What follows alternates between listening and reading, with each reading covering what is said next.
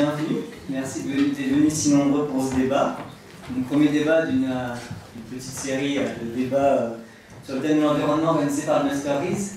Première consigne, s'il vous plaît, si vous pouvez faire attention que votre portable soit bien en mode avion ou qui sonne pas. Merci. Donc, comme vous savez aujourd'hui, on va parler de la compensation environnementale. Sur Terre, depuis le XXe siècle, les activités humaines elles ont été à l'origine de la destruction de la moitié des zones humides ainsi que la moitié des forêts primaires, et ce qui a supprimé du même coup les habitats d'innombrables espèces animales et végétales. Face à cette situation, certains économistes pensent que la nature elle est tant endommagée par notre économie parce qu'en fait elle n'a pas de prix. En particulier, Ronald Coase, en 1960, il a proposé l'idée que les mécanismes du marché peuvent protéger la nature. Et c'est en fait de cette idée qu'est née la compensation environnementale. Cette compensation s'inscrit dans une démarche ERC, éviter, réduire, compenser, qui est appliquée dans le cadre de projets. Dans le cadre de projets, dans le cas où les dommages peuvent être causés à l'environnement et à la biodiversité. Les mesures de compensation elles sont appliquées pour contrebalancer les effets négatifs d'un projet sur l'environnement et maintenir ce qu'on pourrait appeler une qualité écologique. Et ces mesures elles trouvent souvent leur origine dans la loi. Ces mesures elles trouvent tout simplement leur origine dans la loi de 1976 relative à la protection de la nature. Cette volonté de faire naître à travers le monde plusieurs banques de compensation environnementale, générant des crédits liés à des dommages, tandis que dans le public, des normes sont souvent imprécises pour mettre en place, des normes souvent imprécises sont à mettre en place pour encadrer les projets. Par contre, il pensait que la nature devrait posséder ainsi une valeur financière, des limites d'ordre temporel, moral et éthique se posent. La compensation environnementale était finalement un vrai outil de protection ou un simple rachat de conscience. Pour mener ce débat avec nous aujourd'hui, avec vous, je voulais bien vouloir accueillir Madame Caroline Follier, qui est chef de projet de compensation et biodiversité au sein de la CDC Biodiversité, Jean-Marc Vallée, qui est ingénieur au CEREMA, responsable du pôle écologie et environnement, Monsieur Thibaut Soleillac, avocat en droit de l'environnement associé au cabinet Elios Fiducier, et Monsieur Sacha Love, maître de conférence en philosophie des techniques et des sciences à l'Université de Lyon 3. Monsieur Sacha Love nous fait le plaisir de compléter cette introduction, puis chacun des intervenants nous présentera sur son positionnement et son point de vue sur ce vaste sujet qu'est la compensation environnementale. Merci. Bien, merci pour cette introduction. Bonjour à tous. Alors, je dois dire que je suis très intéressé par ce débat, même si je ne suis en aucun cas ici au titre d'expert ou de spécialiste de la compensation environnementale. C'est un thème que j'ai déjà rencontré dans le cadre de travaux que j'ai pu faire pour un ouvrage sur le carbone. Donc, il s'agissait de la compensation carbone, ce qui n'est pas tout à fait, c'est pas exactement la même chose, même si on retrouve un petit peu les mêmes types, je dirais, de grands discours. C'est-à-dire, d'un côté, on a un discours de promotion très sûr de lui-même, qui met en avant la compensation comme une solution, comme un outil, on dit aussi comme un mécanisme de marché, même si ce n'est pas en soi un marché, mais c'est un mécanisme inspiré d'un fonctionnement de marché, et avec l'idée que un outil, par définition, c'est neutre, ça a une finalité, et puis ça marche ou ça marche pas assez bien, et puis si ça marche pas bien, pas assez bien, il n'y a qu'à l'optimiser finalement. Donc ça c'est le premier type de discours, et de l'autre on a un discours de dénonciation qui est très virulent, donc qui s'oppose aux valeurs du marché, de la marchandisation de la nature, qui nous dit que voilà, on achète des droits à détruire la nature, on se dédouane, on se rachète une bonne conscience écologique, c'est du greenwashing, etc., etc. On a donc ces discours pour et ces discours contre, qui sont des discours pleins de certitudes, Et je pense que ce qu'on peut attendre de ce débat, de l'échange que nous allons avoir, c'est d'aller un petit peu au-delà de ces discours, soit compensophiles ou compensophobes, qui sont finalement des discours énoncés de l'extérieur de la compensation. Et ce que j'espère, on aura l'occasion de faire ici, c'est d'apprendre mutuellement les uns des autres, hein, mais d'apprendre aussi des acteurs du terrain qui sont impliqués dans ces démarches de compensation, et donc ne pas en rester au discours de com ou au discours de dénonciation, mais remettre en question nos certitudes pour douter ensemble, pour hésiter ensemble, pour voir quels sont les problèmes qu'on pourrait construire en commun. Alors pour ma part, je vais vous proposer une sorte de cartographie de ces problèmes, qui est la cartographie d'un non-spécialiste, donc elle vaut ce qu'elle vaut. Les problèmes que me semble soulever la compensation, je les ai regroupés sous 3 grandes catégories d'enjeux. Premièrement, des questions d'espace, deuxièmement, des questions de temporalité, troisièmement, des questions de nature. Alors d'abord, les questions d'espace. Au fond, qu'est-ce que c'est que ces espaces, ces zones soumis à compensation? Je veux dire, qu'est-ce qui les définit? On parle de compensation environnementale, mais en soi, ce ne sont pas des environnements qui sont impactés d'un côté ou réhabilités de l'autre, ce sont des terrains fonciers, des parcelles de cadastre, et donc ce sont des espaces qui ont d'abord une définition juridique et administrative, et qui, ces espaces, coupent, impactent des territoires, des milieux de vie d'autres espèces dans un environnement donné. Donc on a déjà des distinctions à faire entre terrain foncier, environnement, entre environnement et milieu aussi, c'est pas pareil. Je dirais qu'un milieu, c'est ce qu'une forme de vie fait d'un environnement. Et donc, je me demande s'il ne faudrait pas, si on ne gagnerait pas à distinguer les différentes espèces d'espace de la compensation, non pas pour le plaisir de complexifier, mais parce que ça permet de modifier les questions, ça permet de modifier ce à quoi on fait attention, aussi la manière dont on définit ce qui importe. En effet, je crois que, dans l'état actuel du débat, on peut s'estimer relativement insatisfait de la définition de ce qui importe, enfin de la principale question qui est mise en avant, qui est la question de l'équivalence. C'est vraiment un des mots-clés de la compensation, c'est l'équivalence des gains et des pertes en biodiversité, comment définir, comment évaluer, comment quantifier cette équivalence. Et donc, c'est cette équivalence qui vient finalement donner le critère d'identification de l'espace pertinent pour la compensation. Or, on peut à juste titre reprocher à cette notion qu'elle aplanit tout, elle égalise, elle neutralise les différences non seulement entre les espaces, mais je dirais dans un même espace, entre les espèces d'espace, entre ce qui relève du milieu, ce qui relève du terrain foncier, ce qui relève de la propriété, ce qui relève du territoire, etc.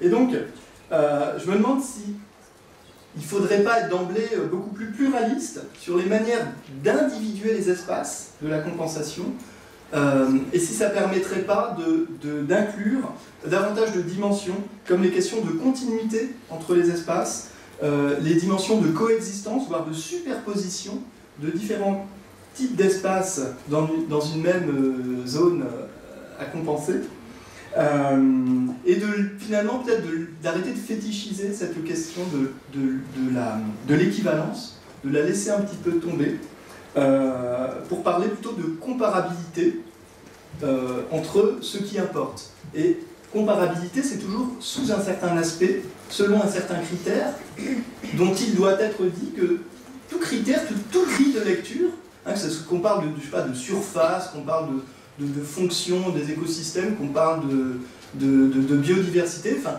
toute grille de lecture exprime un certain parti pris et est en soi critiquable, contestable. Donc comment ouvrir le débat pour discuter de ces critères, ce qui pose bien sûr la question des évaluations, la question de l'évaluation. Si j'ai bien compris, c'est le maître d'œuvre qui a la charge de proposer des évaluations. à l'administration qui les valide ou pas. Et donc, est-ce qu'il ne faudrait pas des évaluations? Déjà, ça met beaucoup de charge sur le maître d'œuvre, dont on imagine volontiers qu'il ira au moins cher et au plus rapide, par mesure en quelque sorte d'économie. Mais est-ce que ça pose aussi une question de pluralisme? Est-ce qu'il ne faudrait pas pluraliser les modes d'évaluation? Est-ce qu'il ne faudrait pas déjà qu'elles soient indépendantes, éventuellement contradictoires, hein, avoir plusieurs avis? Est-ce qu'il ne faudrait pas aussi qu'elles soient interdisciplinaires, paritaires, éventuellement participatives? Voilà, donc vaste programme, mais voilà, pourquoi pas finalement avoir un peu d'ambition. On a le devoir aujourd'hui d'avoir de l'imagination. Ces questions d'espace posent finalement des questions politiques de choix. Déjà, il y a un problème qui est évident, c'est le problème des tensions foncières et de la saturation des espaces disponibles. Imaginez qu'on compense toutes les industries impactantes. Pour la France, il faudrait plusieurs pays, et pour la Terre, il faudrait plusieurs planètes. Donc au bout d'un moment, il faut bien choisir d'interdire les projets ou de les autoriser sous réserve de compensation en dernier recours, si c'est vraiment pertinent. Et donc, ça pose la question du choix. Qu'est-ce qu'un projet vraiment pertinent? Quels sont les critères? Qui en décide? Et avec quel degré de pluralisme? Voilà, donc je pense qu'il faut vraiment reposer ces questions. Ça, c'est pour les espaces. Pour les temporalités, se pose d'abord la question de la pérennité des projets de compensation à long terme. Que devient un site au terme de la période contractuelle de 30 ans? Est-ce qu'il peut faire l'objet d'une installation? Ça, c'est une inconnue, enfin, moi, j'ai pas bien compris. Et qu'est-ce qui se passe si ça n'a pas marché? Si les zones humides sont finalement polluées, si les nappes phréatiques sont asséchées, si, avec l'emballement climatique, les arbres ont trop chaud, etc. Qu'est-ce qu'on fait? Qui est responsable? Qui paye? Donc je crois qu'il convient d'envisager la compensation non pas comme une action ponctuelle, comme un simple, qui se limiterait au temps du contrat, quoi, mais comme un processus dans la durée, mais ce qui pose la question de quel type de durabilité, quel type de pérennité. Est-ce qu'on veut une pérennisation un peu figée, hein, qui serait comme une sorte de sanctuarisation des territoires, ou est-ce que c'est souhaitable, hein, ou est-ce qu'on veut envisager une pérennité dynamique dans laquelle on concevrait que le site puisse changer d'usage, mais sans pour autant défaire ce qu'on a gagné, le peu qu'on a gagné en biodiversité, etc. Donc ça pose des questions difficiles. Du point de vue de la temporalité, à nouveau, il y a un problème avec le postulat d'équivalence. Hein. Conceptuellement, ce postulat d'équivalence entre la nature détruite et la nature restaurée, à mon avis, il est éminemment problématique. Pourquoi? Parce que entre la destruction et la restauration, du temps s'est écoulé. Le vivant a changé, il change constamment. L'environnement a changé, on sait qu'il change de plus en plus vite aujourd'hui. Et donc, ce postulat d'équivalence, il fonctionne dans un espace abstrait, un peu intemporel. Il fonctionne sous condition du toute chose égale par ailleurs, dans une espèce de vision de vase communicant, et dans un univers mental qui est statique. Et donc, en compensant, et je rappellerai que le terme anglais c'est offset, c'est-à-dire, c'est comme si on disait qu'on annulait finalement. Il faut rappeler donc faut faire remarquer qu'en compensant, on n'annule jamais les dommages, on ne revient pas en arrière, on ne remonte pas le temps. La destruction a causé des effets en partie irréversibles,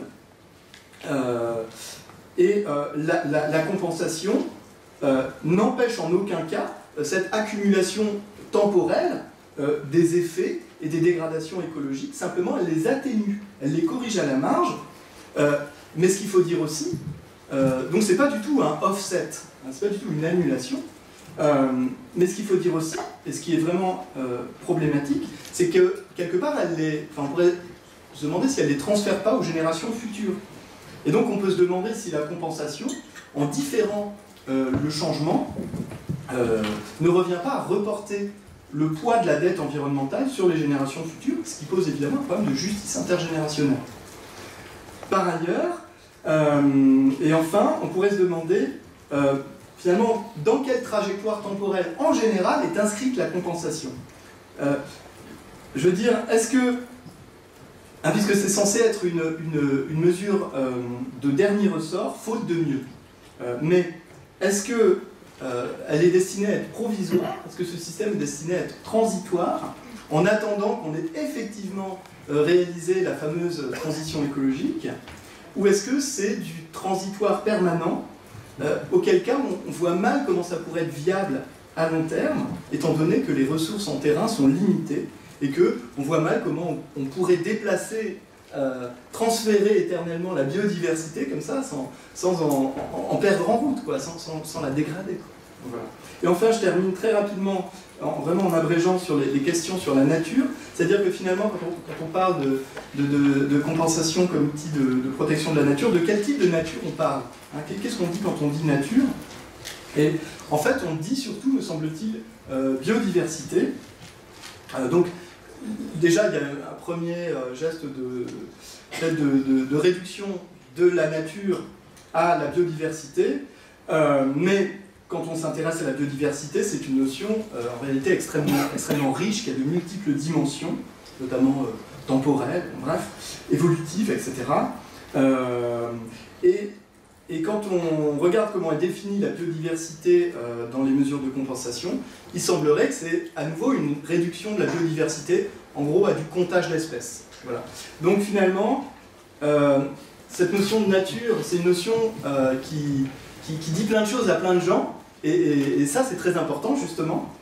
Et est-ce qu'il ne faut pas, dans les modes d'action écologique, dans notre gestion de la crise écologique, est-ce qu'il ne faut pas aussi tenir compte de cette pluralité des valeurs, des représentations, des points de vue sur la nature, qui ne sont pas forcément que des points de vue subjectifs, où chacun pourrait mettre un peu la divinité qu'il veut, etc., mais qui peuvent être aussi différents points de vue scientifiques. La nature, je sais pas, pour un biophysicien et pour un écologue, c'est pas la même chose.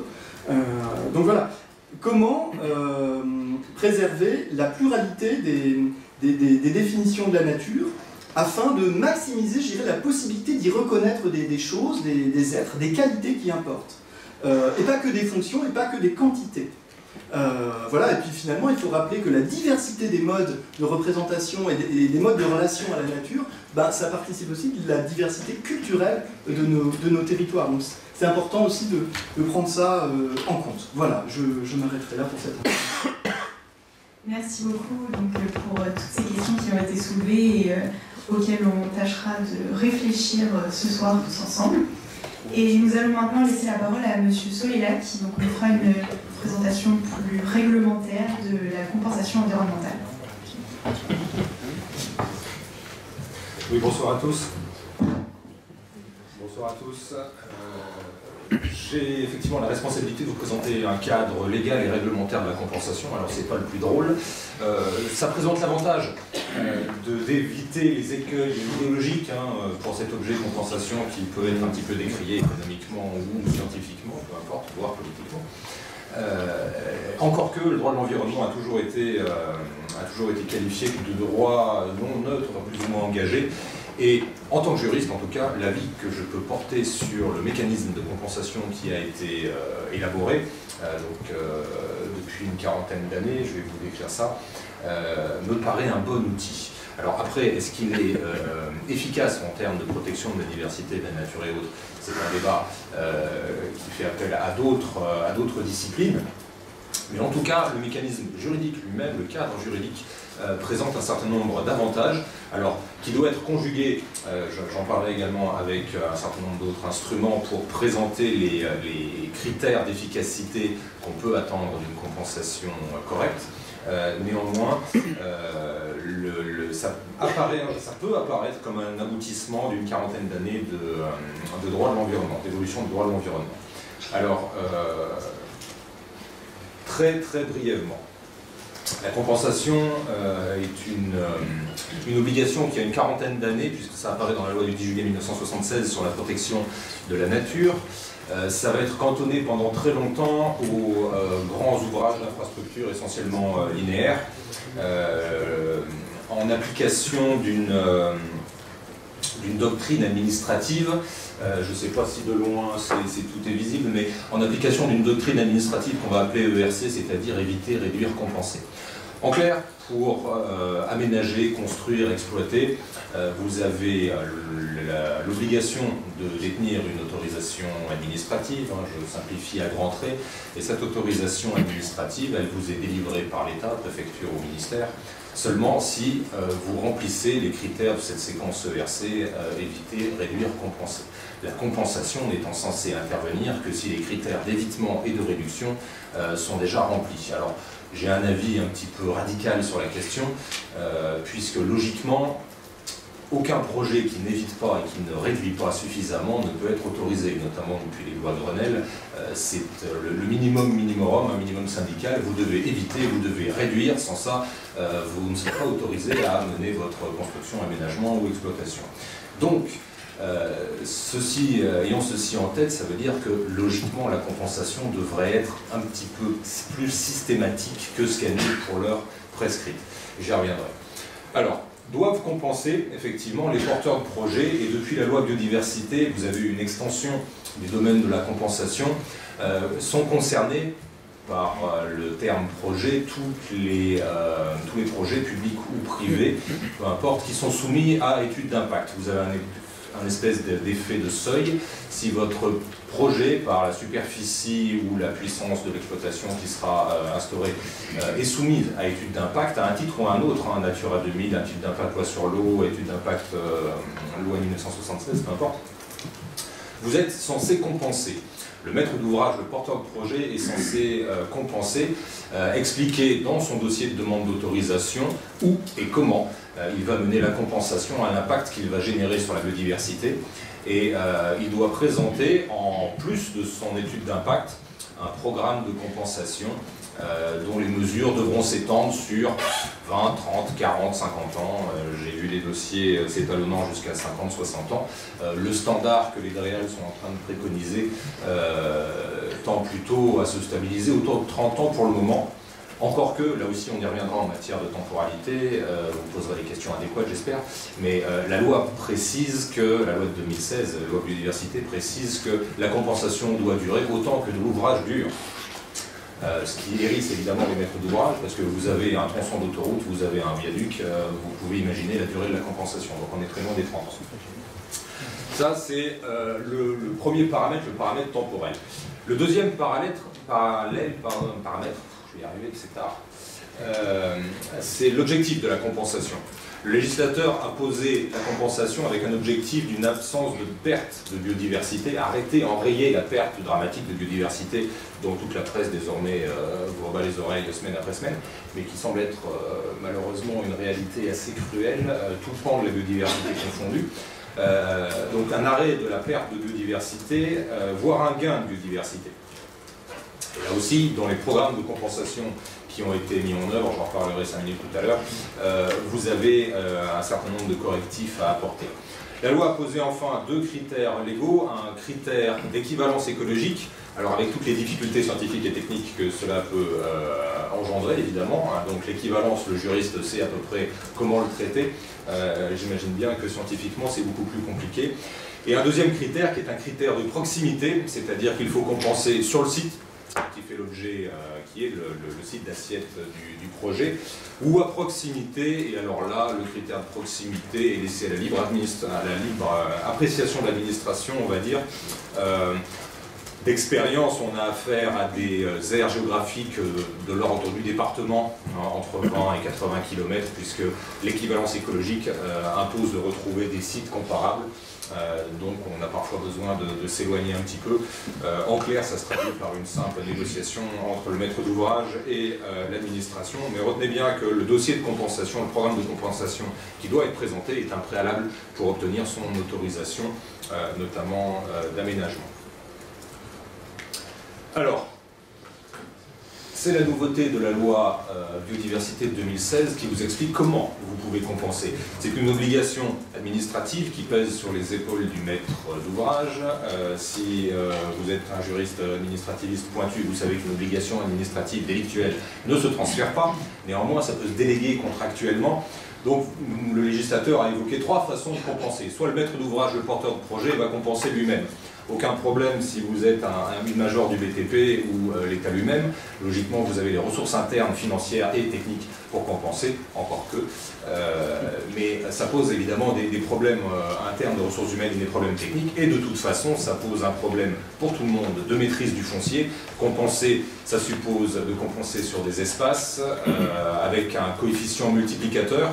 Alors, le coefficient multiplicateur, ce n'est pas issu de la loi biodiversité, hein, la loi sur l'eau qui crée les SAGE, les schémas d'aménagement et de gestion des eaux, prévoyait déjà une compensation de l'ordre du double par rapport à ce qu'il fallait compenser, par rapport à l'emprise du projet.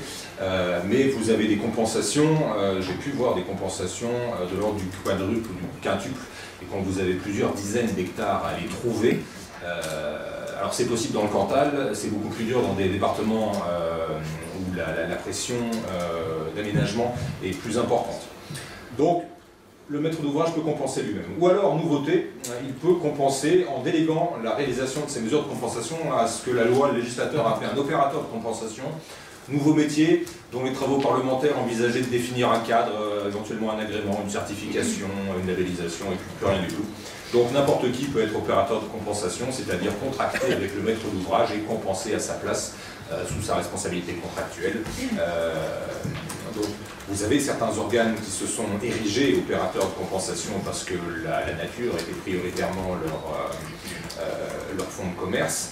On vous en parlera un petit peu plus tout à l'heure pour la Caisse des dépôts. Mais il n'y a pas de labellisation particulière, ça peut être toute personne publique ou privée qui est chargée de mettre en œuvre une mesure de compensation pour le compte du porteur de projet. Et accessoirement, j'interviens aussi comme opérateur de compensation, mais sur l'angle juridique.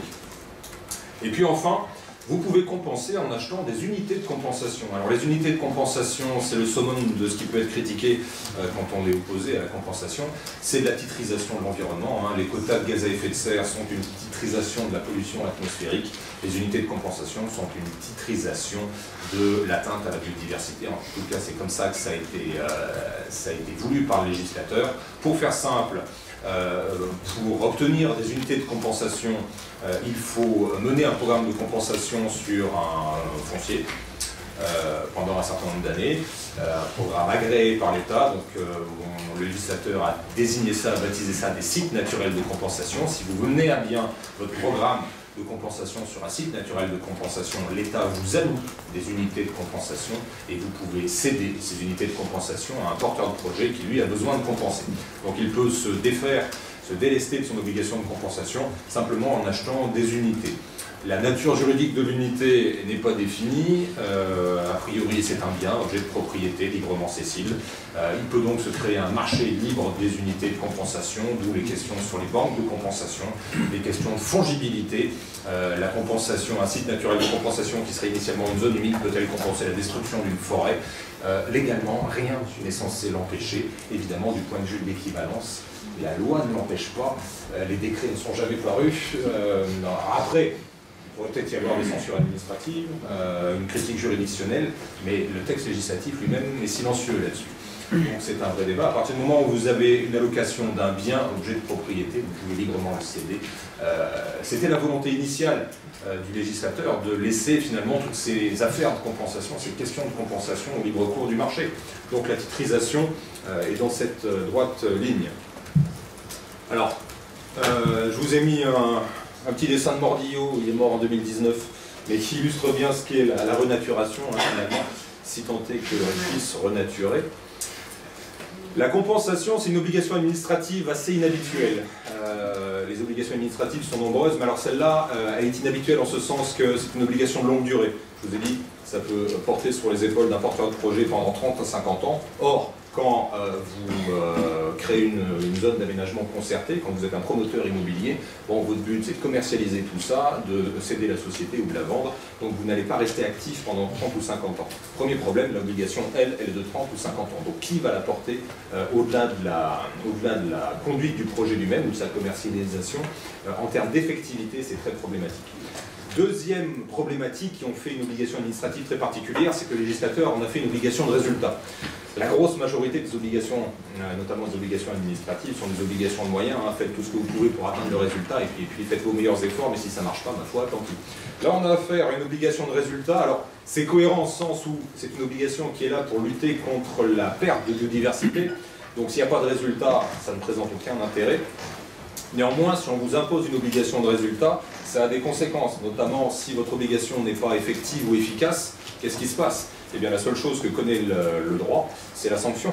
Sans ça, c'est pas du droit. Donc, sanctions administratives, avec toute la batterie habituelle des sanctions administratives, mise en demeure, consignation, éventuellement travaux d'office, à vos frais. Éventuellement, si vous n'êtes toujours pas, en tout cas si vous êtes toujours un porteur de projet récalcitrant, sanctions pénales. Vous avez déjà des instances pénales qui ont été engagées contre des porteurs de projets particulièrement récalcitrants ou particulièrement malchanceux, puisque l'obligation qu'ils avaient tenté, la compensation qu'ils avaient tenté de mettre en place s'était soldée par un fiasco complet. Mais cette notion un peu radicale d'obligation de résultat est un problème très clair pour la compensation. Alors, c'est un minimum si on est exigeant pour le porteur de projet, mais juridiquement ça peut poser des vrais problèmes. Et notamment, la jurisprudence, alors qu'il y a encore assez peu nombreuse, notamment la jurisprudence administrative, on a fait un vice substantiel. En clair, c'est un vice. Si vous ne compensez pas correctement, insuffisamment, ou pas du tout d'ailleurs, vous devez refaire l'intégralité de votre dossier de demande d'autorisation. Vous ne pouvez pas régulariser votre dossier. Si vous avez suivi un petit peu le sujet du Center Park de Roibon, pas trop loin en hiver, dans la forêt de Chambaran, forêt primaire protégée au niveau européen, eh bien c'est ce qui a coûté cher à Pierre et Vacances, puisque la compensation était insuffisante, et ils ont essayé de corriger en cours de procédure en rajoutant des compensations, en rajoutant quelques espaces, et la Cour administrative d'appel de Lyon a censuré tout ça en faisant un vice, donc une irrégularité substantielle. Donc si je dois traduire en droit les deux écueils que je viens de vous présenter, vous avez un problème d'effectivité, effectivité dans la durée, effectivité de la compensation sur la maîtrise foncière, et un problème d'efficacité puisque on vous impose un gain de biodiversité et une absence de perte nette, la fameuse obligation de résultat. Bon, alors là c'est très touffu, peu importe, vous avez quelques études scientifiques qui commencent à sortir sur la réalité des compensations qui sont mises en œuvre, dont une, Muséum national d'histoire naturelle, le CNRS, AgroParisTech, qui date de l'automne dernier, 2019, alors qui a été un petit peu critiqué parce que l'assiette était réduite, Hauts-de-France et région Occitanie, une trentaine de projets maximum, mais il n'empêche que l'analyse qui a été faite de cette trentaine de projets de compensation laissait apparaître que 80% des mesures de compensation étaient inefficaces. Alors ça, c'est le slogan journalistique qui a terrifié tout le monde et qui a apporté de l'eau au moulin des opposants. En réalité, ces mesures ont été jugées inefficaces en termes de gain de biodiversité, tout simplement parce que 80% des mesures de compensation proposées étaient implantées sur des espaces naturels non dégradés, que ce soit des friches industrielles ou des espaces épuisés par une agriculture intensive.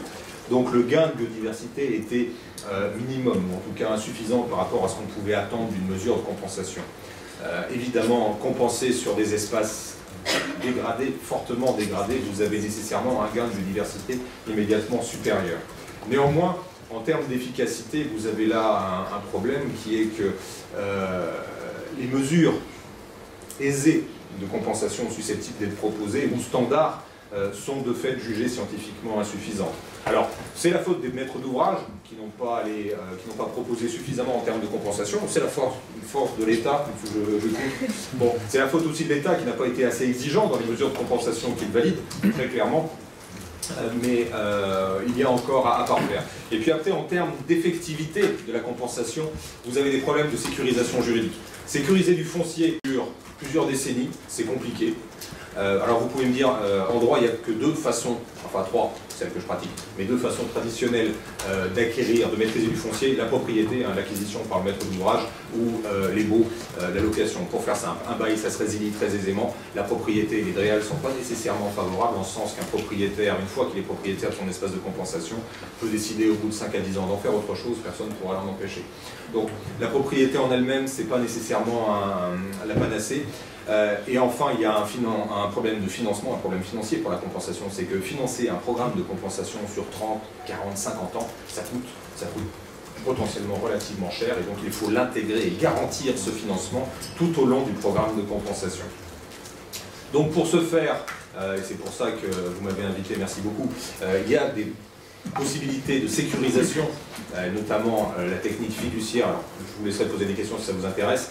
La fiducie, c'est simplement une sûreté juridiquement parlant. Ça permet de maîtriser la propriété sur la durée et éventuellement sur la longue durée avec un tiers, le fiduciaire, qui présente des garanties puisqu'il a des obligations légales très particulières pour mener à bien et en étant responsable de cette conduite de la compensation. Donc on reviendra sur le schéma si vous voulez, mais globalement la fiducie c'est un trust à l'anglo-saxonne, c'est-à-dire que je récupère contractuellement l'obligation du porteur de projet, je récupère son financement, je récupère les terrains de compensation, à charge pour moi de missionner les différents professionnels qui vont exécuter sur les 10 terrains la compensation, mais la fiducie est un espèce de véhicule portant et garantissant la compensation sur la longue durée. Alors, je peux vous citer quelques exemples, on mène quelques compensations, là vous avez la compensation d'un port de plaisance. Je voulais vous montrer des terrains initiaux de compensation qui sont des déblais pour l'essentiel. Alors des friches méso-hygrophiles, hein, des prairies humides pour faire simple, mais également des déblais d'autoroute des années 60.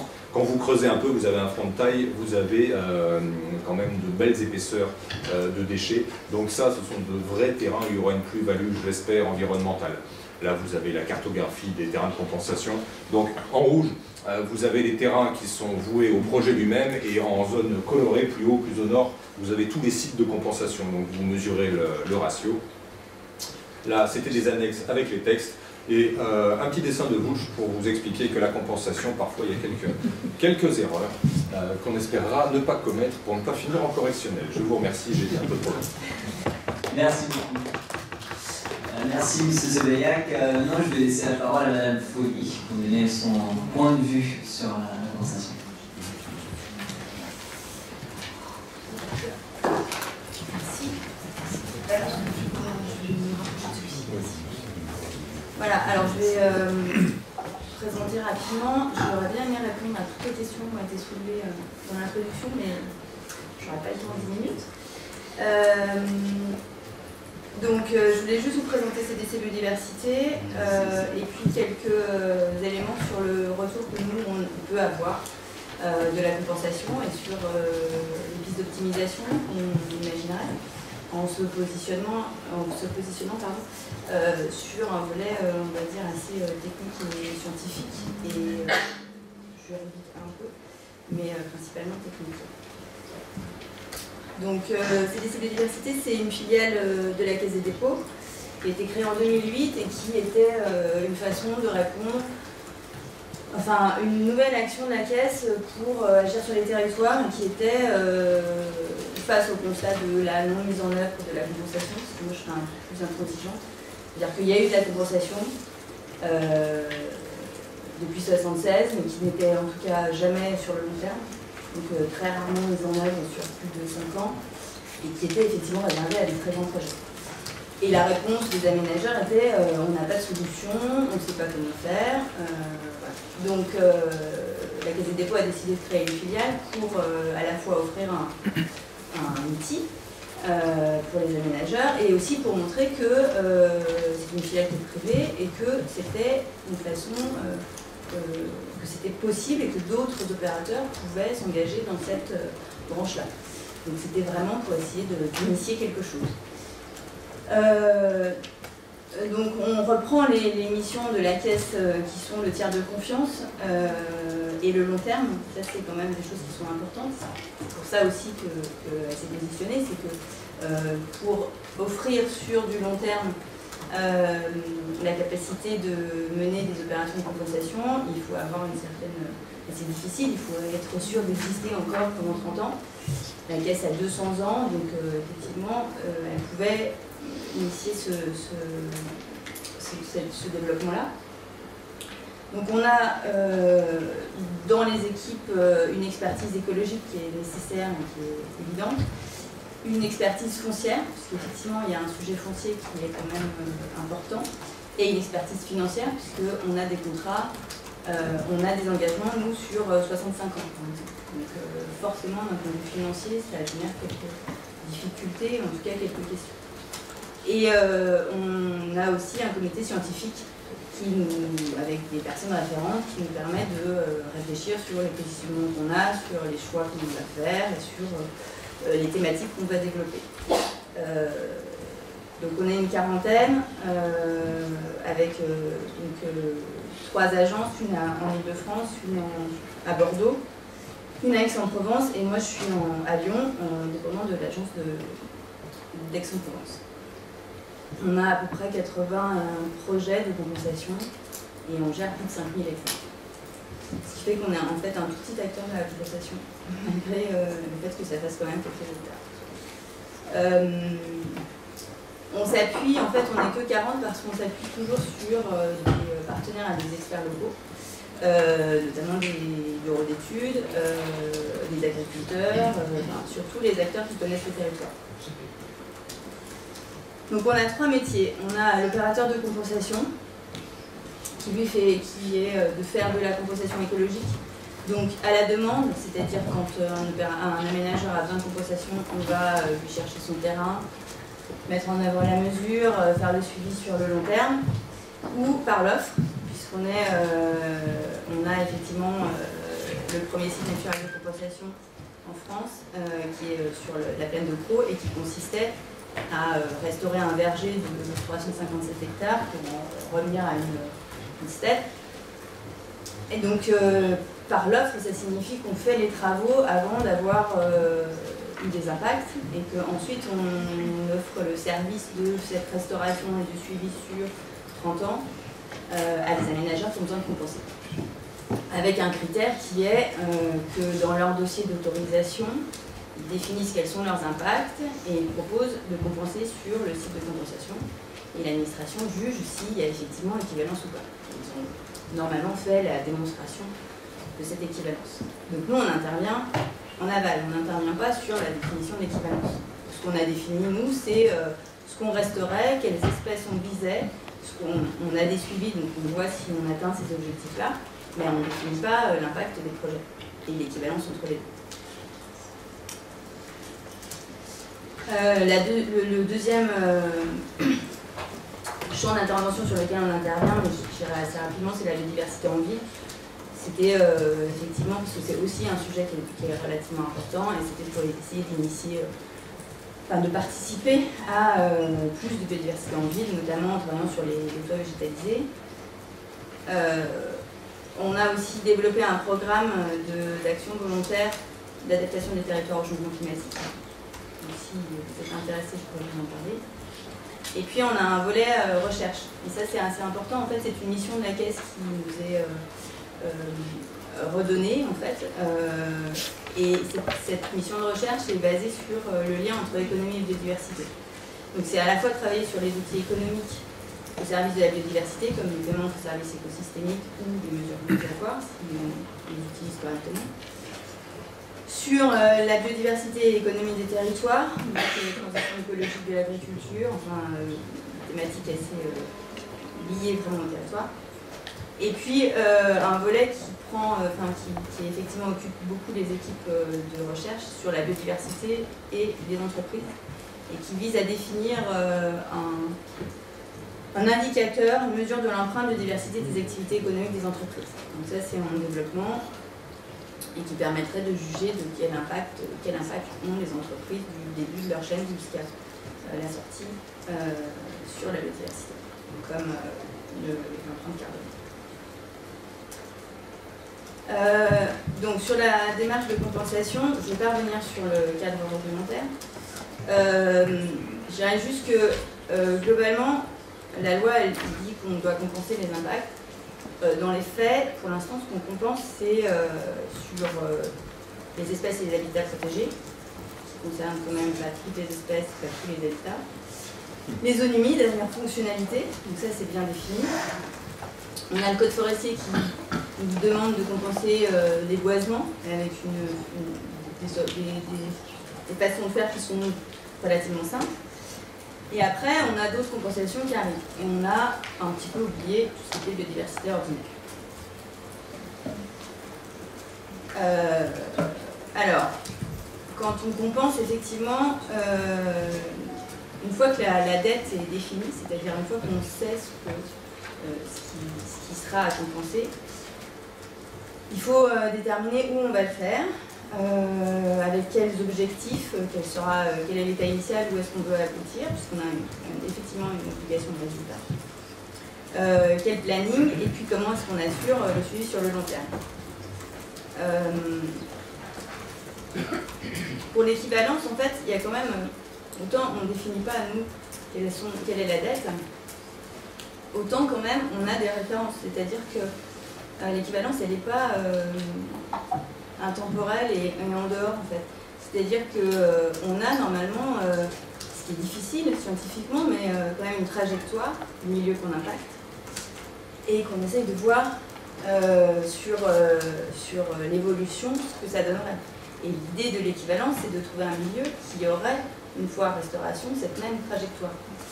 Alors, elle est un peu restreinte, parce qu'on parle beaucoup d'espèces et d'habitats, mais on est quand même, parce que quand on fait de la restauration, on parle effectivement de milieu, on parle de fonctionnalité, on ne parle pas uniquement des espèces, parce que les espèces, quand on a une obligation de résultat, par exemple, sur les espèces migratrices, en fait, il y a toute une partie qu'on ne maîtrise pas.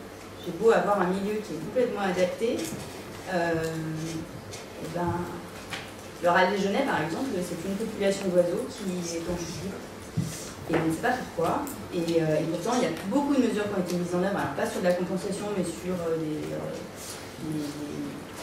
des plans de gestion Natura 2000, avec des gestions de prairies humides, extensives, enfin, et pourtant, la population décroît.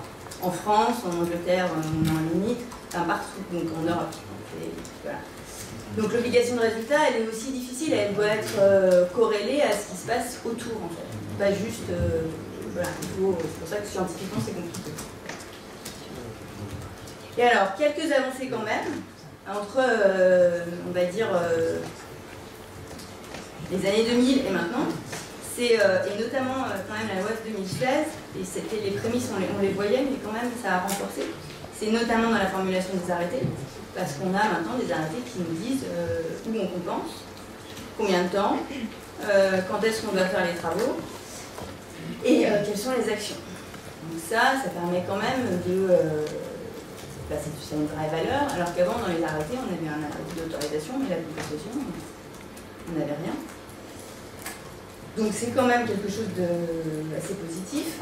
On a aussi une obligation de compenser avant l'impact. Et du coup, on oublie, on évacue la question des pertes intermédiaires. C'est-à-dire entre le moment où on restaure et où on atteint le niveau écologique souhaité et puis le moment où on a détruit, il y avait tout ce laps de temps qu'on devait prendre en compte en fait dans l'additionnalité. C'est-à-dire que dans le calcul de quelle surface on devait compenser, pour prendre en compte cette perte intermédiaire, on augmentait les surfaces. C'est pour ça qu'on avait des ratios importants aussi. C'est qu'on augmentait les surfaces parce que de la même manière, quand on va détruire un boisement, si c'est un boisement intéressant pour la biodiversité avec des arbres à qualité qui ont une nécessité entre 30 et 50 ans, si on va planter un boisement, d'ailleurs sur les boisements c'est pas ce qu'on fait, on va plutôt essayer de sécuriser un boisement existant et de le faire vieillir, parce que si on doit planter et on doit prendre en compte les 30 ans ou les 50 ans avant d'avoir un milieu qui corresponde à ce qu'on a impacté, ça fait des surfaces vraiment très importantes pour arriver à avoir des calculs qui justifient qu'on est à peu près équivalent. Et puis on a aussi pour compenser, enfin contrebalancer un peu ce volet où la compensation, la façon d'entrer c'est espèces protégées, donc on est espèce pour espèce, on dit like for like, en France c'est quand même très fort. on a quand même une approche fonctionnelle des milieux. Alors on l'a vu sur les zones humides, où en fait maintenant on se base sur les fonctionnalités des zones humides, qui sont un guide appliqué, relativement compliqué et détaillé, et qui permet de justifier qu'on rétablit la même chose. On essaye de le faire sur les milieux, c'est plus compliqué parce que la loi, c'est la loi, et la loi dit espèce pour espèce. Et c'est pas le cas dans tout, à travers le monde, il y a plein d'exemples où on n'est pas sur du like for like, on est sur du like for better, ou des choses qui sont... on va considérer que, que l'impact qu'on a sur un milieu avec ces espèces-là sera compensé par autre chose. Et que l'équivalence ne sera pas liée à la nature de l'espèce qu'on impacte, mais liée à la valeur qu'on va donner au milieu et l'intérêt qu'on y porte. Et ce qui est important de restaurer. Alors en France, ça pose un problème parce que la compensation ne doit pas se substituer aux actions en mission de l'État de maintenir la biodiversité. Donc il faut... c'est aussi pour ça une autre question qui bloque un peu. L'obligation de résultat dont je vous ai parlé. Et pour l'atteindre, en fait, ce qui a changé aussi, c'est que les services de l'État n'avaient à peu près aucun moyen de suivi. Mais c'est-à-dire qu'ils n'avaient pas un fichier où il y avait toutes les mesures compensatoires. Donc je ne sais pas comment on peut suivre, quand on est en Andréal, les mesures compensatoires si on n'a même pas un fichier qui les répertorie et qui les géolocalise. Voilà. Donc déjà, il y a une amélioration, c'est que maintenant, ils ont un fichier. Qui est même accessible en partie, en tout cas, où on sait où sont les mesures compensatoires. C'est déjà plus simple. Ensuite, il y a quand même, pour les gros projets, beaucoup de comités de suivi qui sont mis en œuvre. Donc ça va, c'est des comités qui sont créés avant l'autorisation, qui regroupent les services de l'État, globalement, les porteurs de projets, et qui sont suivis après dans le temps pour voir comment sont mises en œuvre les mesures, à qui on transmet les rapports annuels de suivi, voilà, et les actions correctives qu'on va mettre en œuvre pour être sûr qu'on atteint les objectifs. Et puis on a des indicateurs de suivi qui sont un petit peu plus explicites qu'avant, parce qu'à chaque mesure, on a un plan de gestion. Un plan de gestion, ça définit des actions, des suivis, des mesures correctives. Et on transmet aussi, ce qui change aussi, c'est qu'on transmet toutes les données naturalistes. Donc ça donne une connaissance plus importante du territoire. Ça, c'est aussi assez important.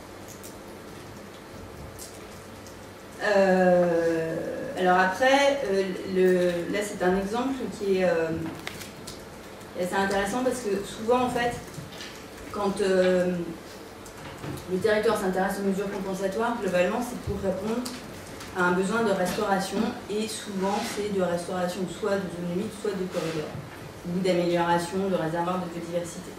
Et donc c'est est-ce que les mesures compensatoires ne pourraient pas financer ce qu'on n'arrive pas à financer autrement, malgré le fait qu'il y a quand même la région finance des restaurations de crânes vertes et bleus, ou l'agence de l'eau aussi, mais ça ne suffit pas. Donc est-ce que ça ne pourrait pas participer à cette restauration?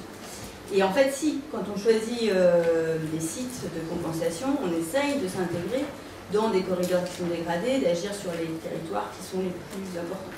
Donc là, c'était un exemple sur l'un des premiers projets qui a été mené par CDC Biodiversité, où en fait, on a converti 40 hectares de maïs en prairies et le long d'un cours d'eau. Du coup, entre une culture de maïs et une prairie, je pense que vous voyez un peu la différence en termes de traitement de l'eau, voilà. Donc, et de corridors, ce qui a permis de participer en tout cas à cette restauration. Après, ce qu'on essaye de faire aussi, c'est d'avoir un site sur lequel on regroupe plusieurs actions de compensation.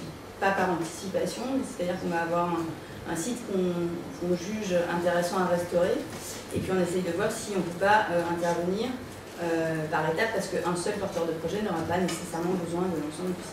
Ce qui fait qu'en mutualisant, on a quand même une action qui est plus forte et qui a une plus grande valeur d'objet. Et alors, les sites naturels de compensation,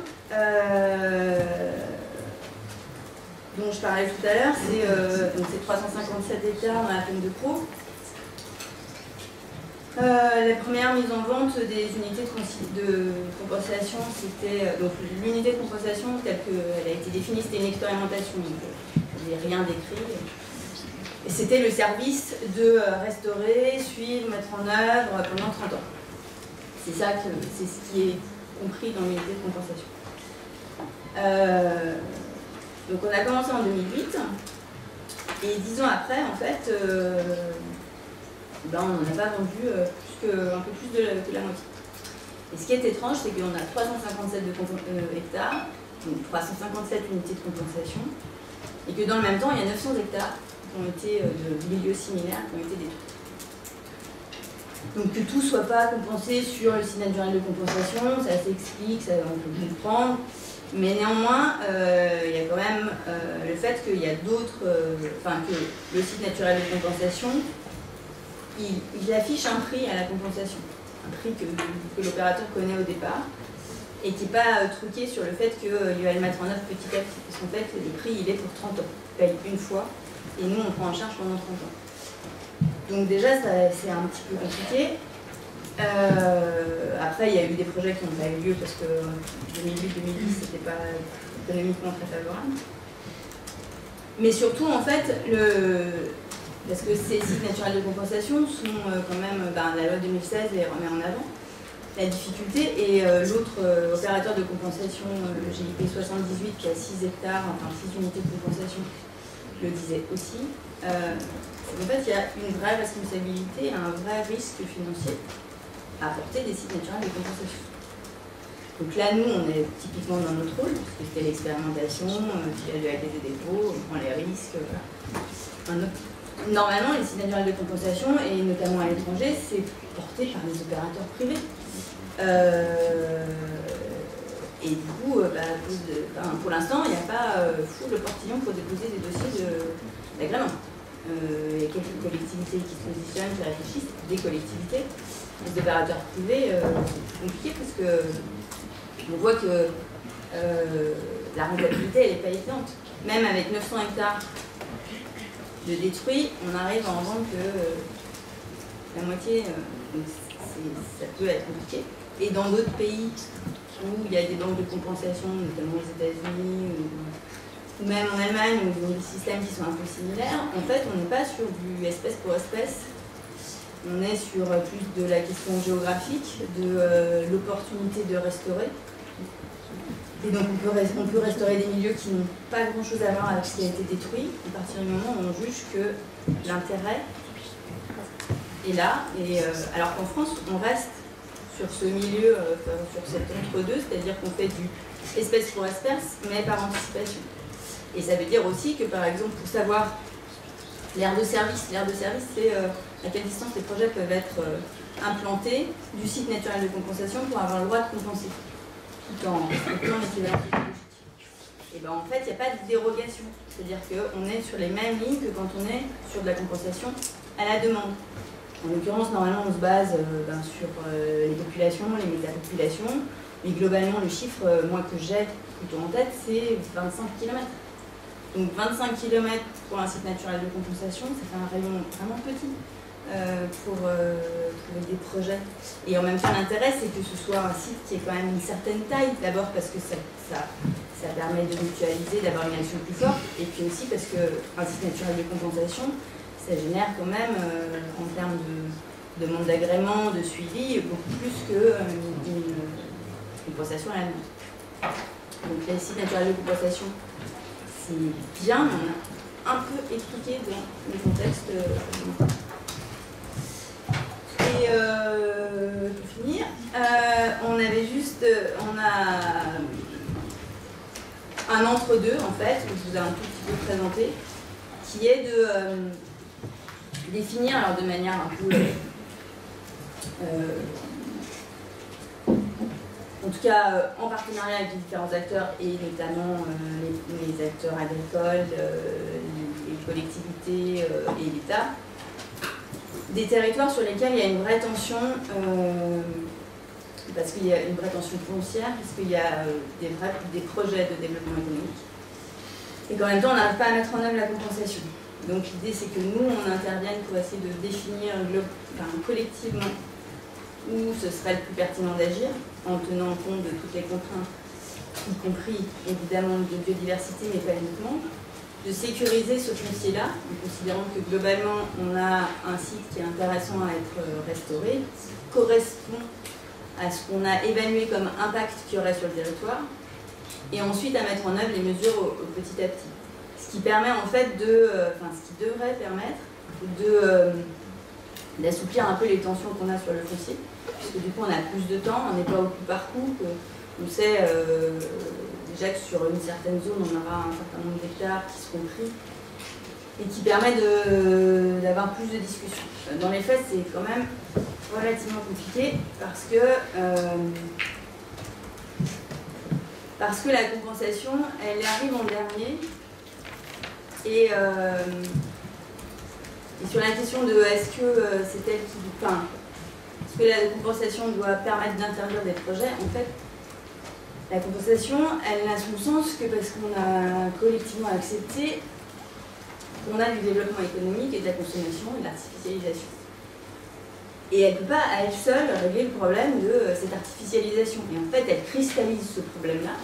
Donc, de toute façon, on a toujours les mêmes sujets avec les agriculteurs, puisqu'effectivement, ils perdent des terres. Et en même temps, la compensation, elle n'est pas là pour répondre à ça. Elle répond à est-ce que j'arrive à compenser mon impact. Mais elle ne répond pas à est-ce que notre projet collectif de société, c'est de continuer à consommer de l'espace. Et pour ça, il y a d'autres outils. Alors, il y a une stratégie foncière qui va sortir au niveau régional. Et surtout, il doit y en avoir de nouveaux parce qu'en fait, on ne peut pas faire porter à l'aménageur seul ce choix-là en fait. Lui, il est là pour aménager, c'est son métier, il n'est pas là pour... Voilà. Et l'autorisation du projet, elle ne peut pas porter sur le fait, enfin à mon sens, elle ne peut pas porter sur le fait que la compensation soit possible ou non. Elle doit porter sur le fait qu'on accepte de consommer de l'espace ou pas. Et après, juste pour terminer, sur éviter réduire, en fait, effectivement, je considère que l'étude qui a été publiée par le Muséum, elle est assez partielle, parce que dans les faits, des projets où l'évitement il est repris, enfin, des projets qui sont améliorés parce que les services de l'État disent non, en fait, votre projet, vous avez 20 hectares et vous consommez 20 hectares et vous évitez rien, et bien ils ne passent pas, en tout cas pas tous. Que du coup, il y a quand même des projets qui sont revus, des améliorations qui sont apportées. Et particulièrement dans les zones où c'est tendu, en fait, où la compensation est difficile à mettre en œuvre finalement, et puis parce qu'il y a différents avis qui sont donnés par les services, que quand même on arrive à améliorer les projets.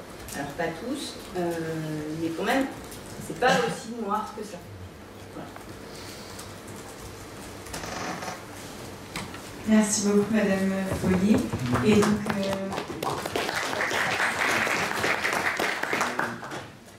Et donc, nous allons maintenant laisser la parole à Monsieur Vallée, donc, qui va nous donner son point de vue, et notamment les missions du CEREMA sur la compensation environnementale.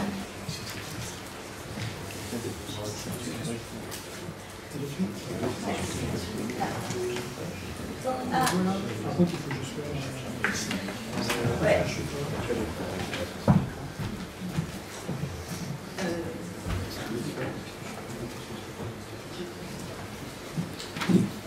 Vous m'entendez? Bien. Donc je vais intervenir donc, sur évidemment ce sujet de la compensation avec un œil peut-être un peu plus d'écologue, de technicien, sur ce sujet-là. Alors le CEREMA, je vous explique ce que c'est parce que l'expérience montre qu'en général les gens ne savent pas, ils ne connaissent pas le CEREMA. Donc le CEREMA c'est un établissement public de l'État, donc qui intervient à peu près dans tous les domaines de l'aménagement du territoire. Vous avez quelques exemples, donc l'aménagement et la cohésion des territoires, les villes et stratégies urbaines, la transition énergétique et climat.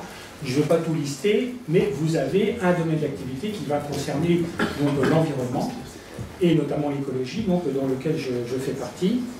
Et la vocation du CEREMA, c'est l'exploration, c'est-à-dire c'est l'innovation, c'est la recherche, c'est la diffusion des connaissances également, c'est la normalisation et c'est l'appui aux politiques publiques, alors à la fois au ministère, au CGDD, notamment en ce qui le concerne, mais également aux collectivités territoriales, voire au privé.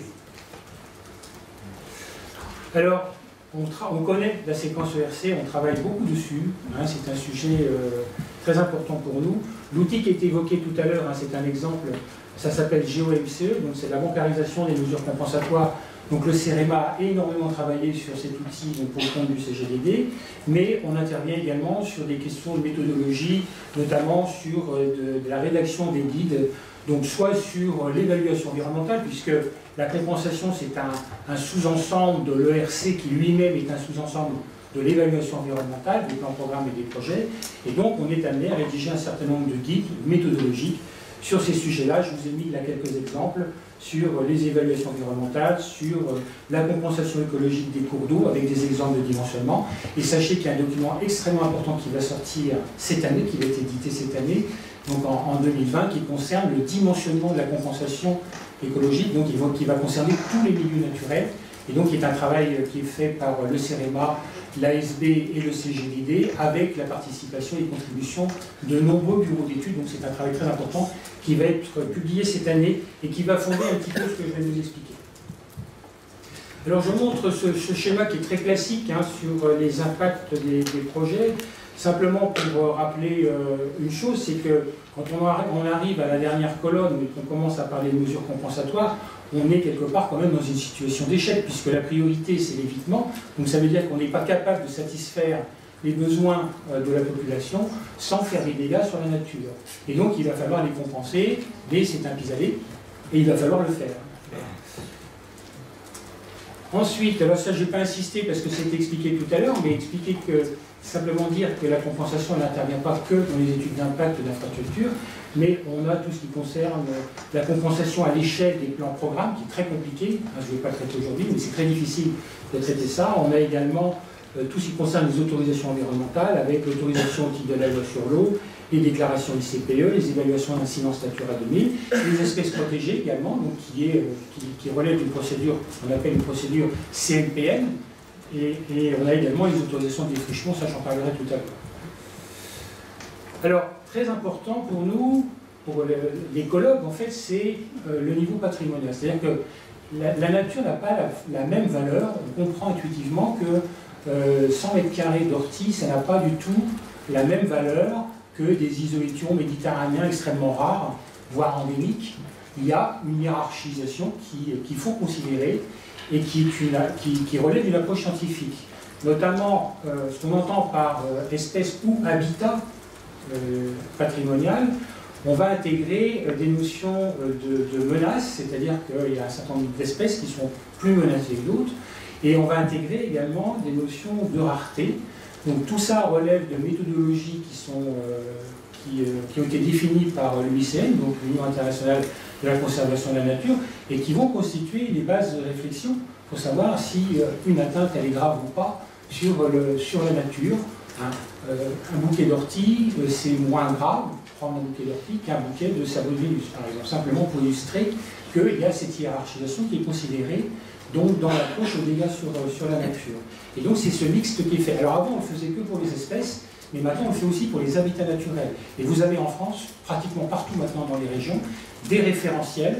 Donc pour les habitats, ce sont des référentiels phytosociologiques avec une classification UICN, donc de l'intérêt patrimonial de ces végétations.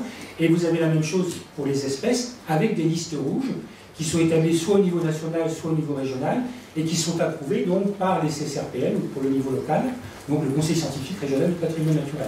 Donc ce que simplement je veux dire, c'est qu'on a des référentiels en fait, qui nous permettent un petit peu de qualifier, voire même de quantifier les impacts sur la nature. Alors, simplement rappeler aussi qu'il faut considérer donc, ces enjeux patrimoniaux que je viens d'évoquer, mais il y a des enjeux juridiques qui ont été évoqués également qu'il va falloir considérer, aussi bien pour les espaces et les espèces, et il y a également les notions de fonctionnalité écologique qui sont très importantes. Alors, il y a un certain nombre de choses que je vais passer très rapidement parce que ça a été évoqué dans les deux exposés précédents. Mais on a évidemment l'évitement qui doit être privilégié par rapport à la réduction des impacts. Et puis, je voudrais insister sur cette notion d'équivalence écologique. Selon ce que je viens de vous expliquer, pour illustrer, vous pouvez avoir des études d'impact, par exemple, un bureau d'études qui vous écrit « Moi, je vais détruire, par exemple, je vais porter atteinte à 1 hectare d'éboulis, par exemple. » Bon, pour compenser 1 hectare d'éboulis, c'est pas très compliqué. Vous louez une poquelin et puis vous allez faire des éboulis à côté, c'est pas grave. Donc, voilà, on aurait une équivalence écologique. Sauf que si vous regardez finement vos éboulis, vous allez avoir des éboulis avec des espèces courantes ou moins courantes, et puis vous pouvez avoir des éboulis avec des espèces absolument uniques au monde qui forment un ensemble unique du monde. Je vous en montrerai tout à l'heure, donc des éboulis à Xataria scabra, par exemple, ou à violette de Rouen. Et la violette de Rouen, ça ne vit que sur les éboulis. Si vous mettez dans l'étude d'impact que vous avez un ébouli à violette de Rouen, il va falloir le compenser avec un ébouli à violette de Rouen. Il ne s'agit pas de le compenser avec un éboulis lambda et des végétations lambda. Donc cette notion de patrimonial est fondamentalement importante. Il faut qu'elle soit appréciée à un degré assez fin pour pouvoir apprécier correctement l'impact et savoir comment on va le compenser. Donc ça veut dire que pour le scientifique, lui, ce qu'il va considérer, c'est le niveau le plus fin de l'écosystème, c'est-à-dire l'association végétale, au sens phytosociologique. C'est ça qu'il va considérer. Et on ne peut pas compenser n'importe quoi avec n'importe quoi. Et tout est basé en fait sur l'analyse via les critères UCN que je viens de montrer. Voilà, je ne vais pas continuer sur la suite parce que ça a été évoqué tout à l'heure, mais je vais vous montrer des exemples pour être concret. Simplement, je voulais vous montrer, alors dans le guide qui va sortir en 2020, ce qu'il faut absolument bien comprendre, et c'est fondamental, c'est qu'on va avoir des éléments patrimoniaux qui ne peuvent pas être compensés. Donc ça, c'est très important, ça veut dire qu'on a en fait des garde-fous où là, la communauté scientifique a dit ça, quoi vous fassiez, vous ne pouvez pas le compenser. Ça veut dire qu'implicitement, votre projet, vous allez devoir revoir votre copie. Donc soit il va falloir en faire un autre, ou alors le faire ailleurs. Voilà, donc ça je ne vais pas rentrer dans les détails, mais simplement insister sur des exemples. Donc là j'ai un exemple par exemple d'un habitat qui n'est pas compensable. Pourquoi? Parce que là vous avez une haie très chaînée, donc ce sont des arbres relativement jeunes, sauf que ce que vous voyez en bas c'est un tapis à jacinthe des bois. L'écologie de la jacinthe des bois, ce sont les forêts anciennes, pas les forêts anciennes, c'est-à-dire les forêts qui sont là depuis des siècles et des siècles. Donc ça veut dire que si vous voulez compenser ce type d'habitat et que vous dites, ben voilà, je vais sur les 10 hectares d'à côté d'hectares par exemple d'agriculture, de terre agricole, je vais planter une haie très chaînée, vous allez effectivement avoir une haie très chaînée, mais vous n'aurez pas une haie très chaînée à jacinthe parce que cette espèce-là est incapable en fait de vivre dans des forêts jeunes, enfin dans des forêts où l'occupation du sol forestière en fait est trop jeune. Il faut des siècles et des siècles pour arriver à faire des végétations comme celle-là. Donc vous pouvez exploiter le bois, mais il faut absolument que l'affectation du sol soit une forêt. Donc ça, par définition, pour moi, c'est pas compensable. Et le guide que j'évoquais tout à l'heure va vous lister, vous donner des exemples d'habitats, voire d'habitats d'espèces qui sont non compensables. Un deuxième exemple, ce sont les habitats et les espèces à aire restreinte. Donc là, franchement, en haut à gauche, j'ai montré le croc. C'est une mare, elle ne vit qu'au monde, que dans la plaine de la Crau. En bordure d'une mare qui fait à peu près la taille de la salle. Bon, si vous tapez là-dedans, comment voulez-vous être capable de compenser des mares? Alors évidemment, si l'étude d'impact elle vous met zone humide méditerranéenne, bah, vous refaites une autre zone humide méditerranéenne, vous allez dire, le maître d'ouvrage va dire, j'ai compensé. Mais absolument pas. Si vous avez décrit votre habitat avec suffisamment de finesse, que vous êtes honnête et que vous dites que c'est une mare à Teucrium aristatum, ce qui est le cas ici, c'est un isoétion, ce qu'on appelle un isoétion, c'est absolument incompensable. C'est unique au monde, vous ne pouvez pas compenser ça.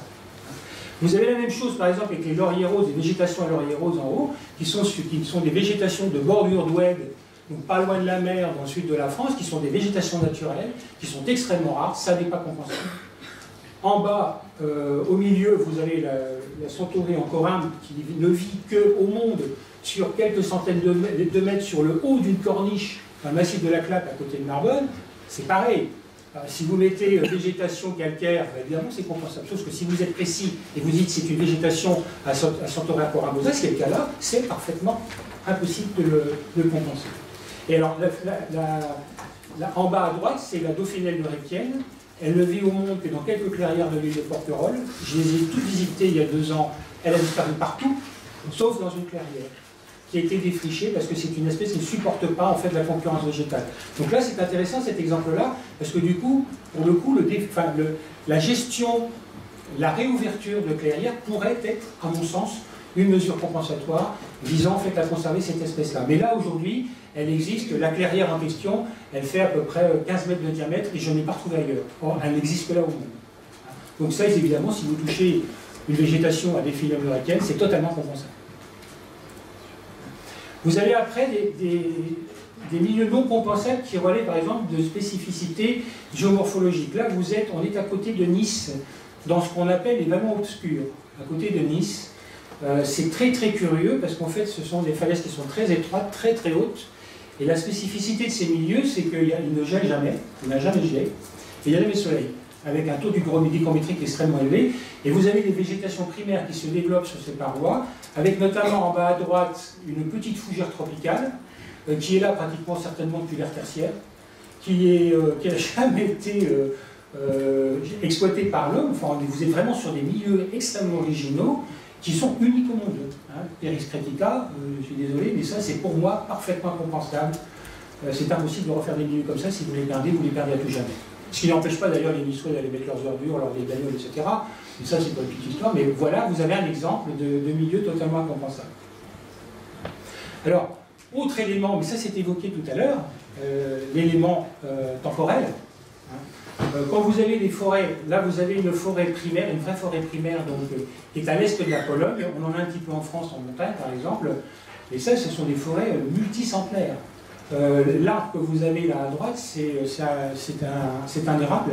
Je ne sais pas si vous voyez la taille, mais j'ai jamais vu ça en France. Donc vous comprenez bien que si vous détruisez des forêts multicentenaires, je ne vois pas comment vous pouvez les compenser par équivalence avec des forêts multicentenaires. Ce n'est pas possible. Vous pouvez les compenser avec une forêt, mais elle n'aura jamais la spécificité d'une forêt multicentenaire. La tourbière, c'est pareil. La tourbière, il faut un siècle pour faire 1 cm de tour. Donc si vous détruisez une tourbière, en plus de ça, une atteinte à une tourbière, par exemple par des baisses de niveau d'eau, qui se feraient trop longtemps, entraîne des phénomènes de minéralisation de la tour. Donc ça veut dire que la tour elle perd son caractère d'éponge, et c'est un phénomène qui est irrémédiable. Vous ne pouvez pas revenir en arrière, vous ne pouvez pas compenser. Et en plus de ça, ça eutrophise les milieux, puisque vous avez un relargage de l'égolément dans la nature, et donc c'est fini. Enfin, là, vous ne pouvez pas compenser ce genre de milieu. Donc ça fait beaucoup de milieux. Alors après, vous pouvez avoir des éléments non compensables. Là, je parlais un petit peu d'écosystème, mais on peut parler aussi des espèces. Là où je suis dans les fosses versis. Ça, c'est un hêtre. Il n'y a pas tellement la trombinette d'un hêtre. En fait, ce sont des arbres diversifiés. On ne comprend pas très bien pourquoi ils sont comme ça. Si vous prenez une graine de ce hêtre-là et vous allez le mettre à 10 km, il va redevenir droit. Donc ça veut dire qu'il y a des spécificités sur ce milieu, donc au niveau de l'espèce, qui fait que ça n'est pas compensable. C'est une originalité telle que vous n'arriverez pas donc, à reconstituer des végétations. Là, ça s'appelle les faux de Versis. Hein. Les faux, ça veut dire bref. Vous avez aussi des chênes et quelques châtaigniers qui ont cette forme-là, qui ont cette forme d'hilarité. Pour moi, ça, c'est incompensable. Alors, les éboulis, j'y reviens. Hein. Quand vous mettez dans une étude d'impact éboulis, bah oui, voilà, par équivalence, je détruis des éboulis, je reconstitue des éboulis. Ça, ce sont des éboulis, l'exemple d'éboulis à Xatalia Cabra, en fait, c'est la frontière en bas à droite. C'est unique au monde. Vous avez ça que sur le Pygmal, le sud de Font-Romeu et un petit peu côté espagnol. C'est terminé. Donc ça, c'est incompensable. C'est beaucoup trop rare, beaucoup trop spécifique. Je me dépêche. Ça, très franchement, c'est incompensable. Si vous, même au niveau de l'individu, si vous le coupez. Alors j'ai essayé d'avoir un homme, je suis désolé par équité pour vous, mesdames, mais je n'ai pas trouvé. Moi, je n'ai pas beaucoup cherché, ce bien plaisait bien. Et vous comprenez bien qu'on peut avoir aussi, même à l'échelle des individus, en fait, des choses qui soient incompensables. Alors, un petit peu d'espoir tout de même. Toutes les végétations et les espèces qui relèvent de l'activité humaine, je prends l'exemple des messicoles, c'est-à-dire des espèces qui sont associées aux céréales, là pour le coup c'est tout à fait compensable, on peut reconstituer des végétations à bleuets, etc., etc. Pour compenser, je vais vite, il commence à avoir des cartes, en fait avec une hiérarchisation des valeurs qui hiérarchisent le patrimoine naturel. Donc ça, ce sont des cartes qui ont été faites avec plusieurs millions de données, et on voit bien que quand on prend par exemple du jaune clair, ce sont des milieux beaucoup plus banaux sur lesquels on peut envisager des mesures compensatoires, l'objectif étant d'atteindre le jaune, voire le rouge. Ça reste possible. J'attire votre attention, j'en ai pas pour longtemps, sur les pièges en matière de compensation. Là, vous êtes sur des systèmes, vous voyez en bas, vous avez des photos qui ont été prises vers l'an 1900, et au même endroit, donc en 2009, donc là on voit en bas à droite, on a des pelouses calcicoles, et en haut on a une forêt. Et que souvent on voit, par exemple, mesure compensatoire de défrichement, on va aller planter des arbres sur des milieux ouverts comme ces milieux-là. Sauf que les pelouses calcicoles, ce sont les milieux les plus menacés en Europe. Là, en plus de ça, il s'agit, manque de bol, de pelouse calcicole à Violette de Rouen et Viscutel de Neustric. C'est unique au monde. Il n'y en a que quelques centaines de pieds au monde. Donc c'est extrêmement original. Donc ça veut dire qu'en termes de mesures compensatoires, si c'est ça, si on veut aller boiser des milieux comme ça, c'est une catastrophe. Donc ça veut dire qu'il faut vraiment, dans l'étude d'impact, on se soucie non seulement des milieux qui vont être impactés par le projet, mais aussi des milieux qui vont recevoir les mesures compensatoires, parce que sinon, on risque de faire un peu plus de dégâts que le projet lui-même. Et ça, dans le guide qui va être publié cette année, c'est écrit, il faut considérer l'ensemble, c'est-à-dire la mesure compensatoire et l'habitat qu'elle reçoit.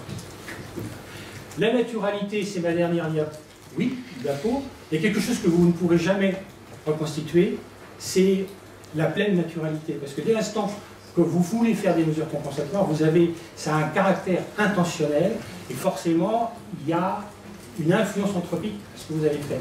Simplement pour illustrer, pour bien faire comprendre ça, c'est ma dernière chose, une petite histoire qui est vraie, qui m'est arrivée.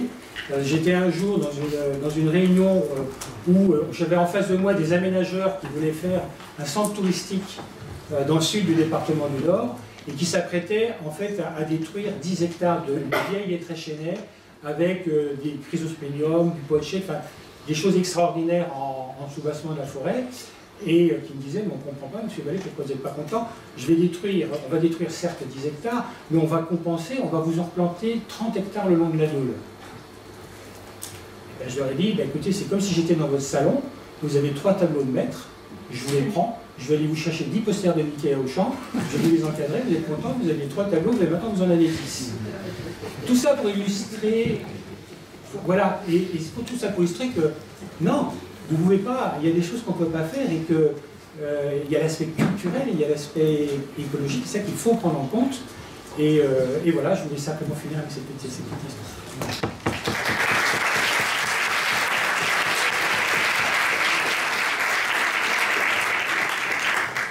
Merci à tous, merci Monsieur Vallée.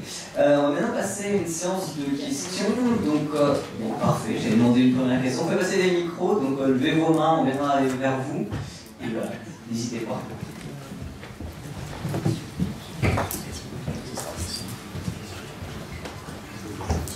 Bonjour, ma question s'adresse plus particulièrement à Monsieur Vallée.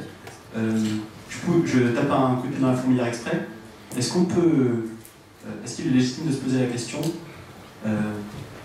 pourquoi pas détruire à tout jamais des espèces protégées si elles ne sont pas utiles? C'est fait exprès, pardonnez ma vulgarité. C'est moi qui dois répondre à cette question? C'est comme vous voulez. Non mais Pour moi, simplement pour faire simple, je vous laisse la parole. Pour moi, l'utilité d'une espèce, enfin, l'existence d'une espèce n'a pas à être justifiée par une utilité pour l'homme. C'est-à-dire que je lui reconnais, alors je ne suis pas philosophe, mais je lui reconnais le droit d'exister, même si elle n'est pas utile à l'homme. Et en plus de ça, souvent, vous avez énormément d'espèces qu'on jugeait inutiles pour l'homme et qui se sont avérées extrêmement utiles par la suite. Et aujourd'hui, on détruit des espèces dont l'impact sur l'humanité sont éminemment graves sans qu'on sache. Je vous donne un exemple concret. On a failli faire disparaître dans le monde la pervenche de Madagascar, dans des forêts malgaches. La pervenche de Madagascar, aujourd'hui, on en a tiré un des médicaments absolument divins pour lutter contre la leucémie. C'est-à-dire qu'en fait, on a des tas de gosses aujourd'hui qui sont atteints de leucémie, qui aujourd'hui vivent, hein, et qui vivent grâce à cette espèce-là. Si on avait détruit la forêt à pervenche de Madagascar, vous n'en sauriez rien. C'est-à-dire que le médicament n'aurait jamais été découvert. Ça veut dire que les enfants continueraient à mourir de la leucémie, mais vous n'en sauriez rien. On a détruit aujourd'hui en Madagascar, en Australie, on a détruit des habitats avec des crapauds qui conservaient dans leur estomac leurs enfants, des petits crapauds. Ce qui est tout à fait extraordinaire, c'est que les crapauds ne sont pas digérés. Donc ça veut dire qu'il y a des molécules sur ces crapauds qui font que ça résiste, ils résistent en fait à l'acidité gastrique. Et on sait aujourd'hui qu'on aurait pu en tirer toute une gamme de médicaments pour lutter contre les ulcères, notamment aux États-Unis, ils sont très atteints par les ulcères. Ben voilà, on a raté cette occasion-là. Donc ça veut dire qu'au-delà du côté utilitaire, qui pour moi n'est absolument pas essentiel pour qu'une espèce ait le droit de vivre, même si on considère le côté utilitaire, il faut conserver tous les éléments de la biodiversité, parce que par définition, vous ne pourrez jamais savoir s'il n'y a pas une de ces espèces qui pourrait nous être utile par la suite. Je ne sais pas si je réponds à la question, mais c'est un petit peu ma façon de voir les choses. Oui, tout simplement, l'utilité est une relation. tirer avantage d'eux. Il ne s'agit pas de nier qu'il existe des rapports d'utilité, de nuisance, de vivance, et que des rapports, c'est beaucoup d'associations, mais aussi des rapports prédateur-proie, bien sûr, et les deux vont de pair. Et simplement, dans ces relations d'utilité, éventuellement de compétition, des formes de vie pour les ressources, le vivant n'est pas tout rose, il ne s'agit pas d'idéaliser le vivant, mais simplement ces relations, il n'y a pas de raison pour considérer qu'elles sont toutes tournées vers l'homme. Oui. Il y a deux façons de voir les choses, c'est un paradigme. C'est que vous avez des gens qui voient en fait l'homme au-dessus et toutes les espèces en dessous. On voit des schémas comme ça. Vous avez l'homme, donc le super prédateur, et vous avez une hiérarchie. Et puis après, vous avez des gens comme moi qui considèrent l'homme, mais dans un ensemble, et auquel on est peut-être plus intelligent, mais les girafes sont plus hautes, les guépards sont plus rapides, et il ne faut pas confondre les différences et les conséquences des différences. Et pour moi, chaque espèce a tout à fait le droit de vivre. Je ne vois pas en quoi on a une légitimité à juger des contraires. Enfin, pour moi, c'est évident que chaque espèce est l'aboutissement de 3,5 milliards d'évolution et qu'il faut la conserver.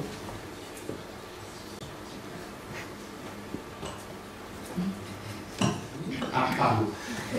Oui, c'est la réponse du philosophe et de l'ingénieur semble très intéressante et se rejoignent, pour une fois. Mais dire que chaque espèce n'est égale qu'à elle-même, ou affirmer le droit de chaque espèce ou espace à vivre indépendamment de la relation qu'il a avec l'homme ou qu'elle a avec l'homme, est-ce que c'est pas tout simplement laisser choix à la compensation? Là, il n'y a plus de débat. Et à ce stade de la discussion, on prend le cartable, on rentre à la maison. Donc je me tourne du coup vers le juriste et vers la prise de terrain de la CDC. Est-ce que le législateur a pensé véritablement à l'utilité, même s'il faut peut-être expurger le sens économique du terme, est-ce qu'on a vraiment pensé au problème que soulève M. Vallée, par exemple? Est-ce que la CDC, lorsqu'elle fait la compensation, prend en considération les objections que vous adressent un peu les deux personnes qui vous encadrent? Au fond, je vais résumer ma question, ma réflexion, disons ceci. Moi, j'ai envie de savoir, en sortant tout à l'heure d'ici, est-ce que vraiment la compensation, ça sert à quelque chose? Merci. La compensation, pour moi, elle sert à maintenir le développement économique qu'on souhaite. Elle ne répond pas à la question de la valeur de la biodiversité. Elle s'inscrit dans ce schéma-là. Et en ça, elle répond à... C'est un objet qui répond à l'objectif qu'on lui a assigné. Et après, est-ce que c'est suffisant pour préserver? Non. Moi, personnellement, je considère que c'est un outil qui n'est pas parfait, mais que devant l'étendue des dégâts, elle permet, par différents aspects, d'abord parce qu'elle coûte suffisamment cher pour quand même encourager les aménageurs à limiter leurs impacts, et que ça, malgré tout, moi je vois des projets qui s'améliorent, donc je trouve que c'est quand même positif. Et puis parce qu'elle permet quand même de restaurer des milieux, de maintenir des milieux ouverts. On en parlait, on a une déprise agricole qui fait qu'on a toute une série de milieux ouverts qui disparaissent, et ces milieux-là, ils sont très riches, et sans l'agriculture, sans l'homme, ils ne se maintiennent pas. Notre activité économique est quelque peu déficiente sur la capacité à maintenir ces activités agricoles extensives. Et la compensation, elle permet de réinitier l'implantation d'un agriculteur, jusqu'à ce qu'on trouve quelque chose qui lui permette de vivre en dehors de la compensation. Non, ça ne vous convient pas? Oui, si je prends en considération ce qui a été dit en amont, non. Franchement, non. Oui, parce que moi, j'aurais aimé une réponse, en fait, j'allais dire, compartimentée, c'est-à-dire dire, la compensation, c'est l'opération limite. Dans l'absolu, la compensation n'est pas une solution, mais là où l'homme doit aménager, là où l'homme doit construire, là où l'homme doit faire construire des canalisations, construire des routes, des autoroutes, la compensation s'impose comme un pis-aller, comme une manière un tout petit peu Voilà. Mais franchement, la réponse n'est pas satisfaisante. Encore une fois, si on part de ce que disent à la fois le philosophe et l'ingénieur. Ouais, mais en revanche, elle est basée sur le fait que avant la compensation, on détruisait juste. Et pour ça, effectivement, moi je me positionne pas du tout sur ces questions de valeur en fait. C'est que je constate juste que il y a un renforcement qui fait que la compensation est de plus en plus obligatoire et qu'avant ça, les projets se faisaient, la destruction se faisait, d'ailleurs on a suffisamment de destruction pour le voir, et qu'il n'y avait rien en face. Alors effectivement, elle n'est pas suffisante, elle doit aboutir au dernier recours, mais sauf que en dernier recours, avant, il n'y avait rien. Et bon, ça, c'est peut-être imparfait, mais pour moi, c'est déjà une avancée.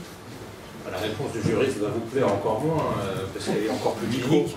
Il n'y a pas de... En fait, la compensation, on ne peut pas la concevoir hors sol pour ce qu'elle est ou pour une valeur, ne serait-ce que scientifique, hein, avec les éléments non compensables. C'est une obligation administrative. Ça répond à des principes cardinaux du droit de l'environnement. C'est de la prévention hein, et correction à la source, c'est-à-dire, si vous voulez mener une activité à impact destructrice, vous devez en corriger ou en limiter les impacts au maximum à la base. Ce n'est que ça, la compensation. C'est-à-dire, dans l'ampleur généralisée de l'impact que l'activité humaine génère, eh bien, on fait au mieux en compensant désormais, en obligeant désormais les aménageurs, les exploitants, à compenser un petit peu. Alors après, sur la qualité scientifique, éventuellement idéologique de la compensation, savoir si quelque chose est non compensable ou pas, c'est un autre débat. Mais ce qu'on impose en termes d'obligation à un aménageur, par exemple, c'est une correction de son impact. Ça doit être conçu que comme ça. Donc en ça, c'est une bonne chose. Évidemment, en sortant de là, vous ne pouvez que conclure qu'il faut compenser. C'est largement mieux que ce à quoi on a été habitué. Alors ça ne veut pas dire qu'il faut aller plus avant encore dans la compensation ou trouver un système meilleur alternatif. Mais en tout cas, il faut compenser, bien sûr. Merci pour la variété du panel et les différentes facettes que vous avez amenées sur le sujet.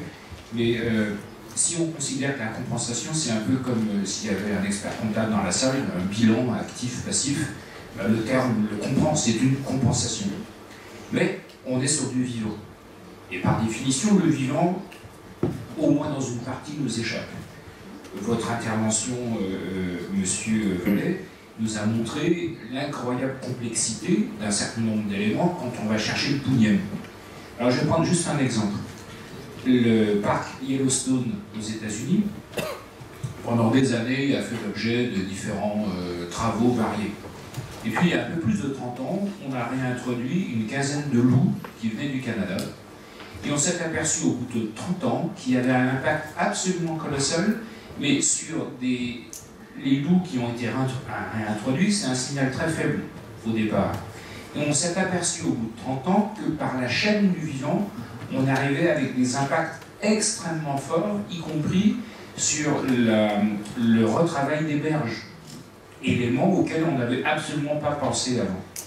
Alors certes, vous nous avez apporté une lecture aussi temporelle, on a parlé de 30 ans, 40 ans, 50 ans, mais aujourd'hui, dans cette compensation du vivant, comment arrive-t-on, chez vous, des professionnels, donc c'était intéressant d'avoir la réponse juridique qui fait ce qu'elle peut faire, mais comment, quand on gratte derrière, on peut arriver à avoir une intelligence du subtil dans ces compensations, sans tomber dans de l'inutile et de l'ingérable.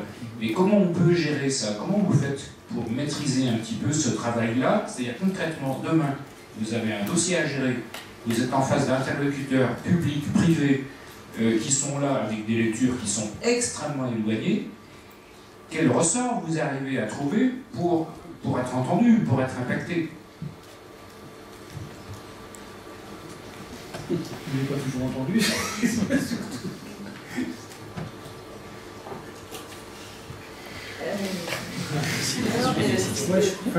Une question simple. Hein, L'intelligence subtile en 2 heures.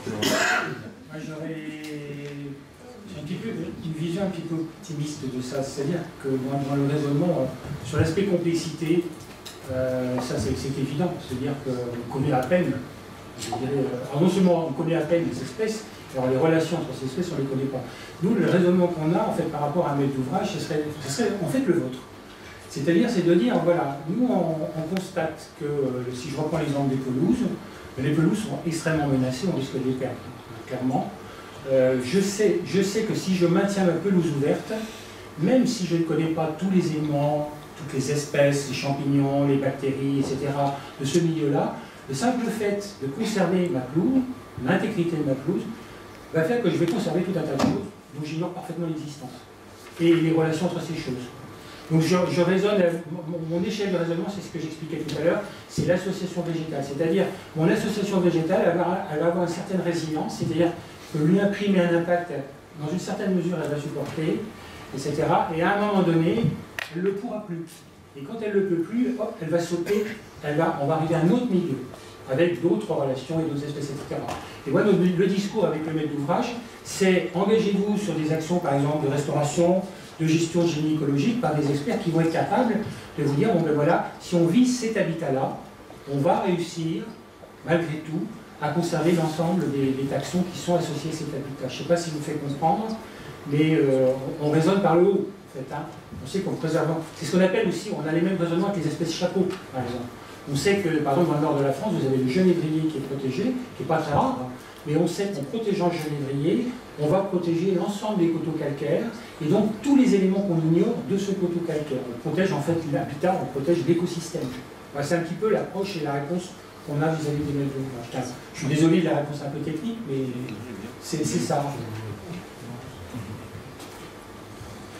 Et puis après, on a sur les mesures compensatoires, elles sont validées aussi par les services, et les services se basent quand même sur le fait que une mesure qui n'a jamais été mise en œuvre ne sera pas considérée comme une mesure compensatoire, mais comme une mesure d'accompagnement qui sera acceptée si elle apporte une connaissance sur une espèce particulière.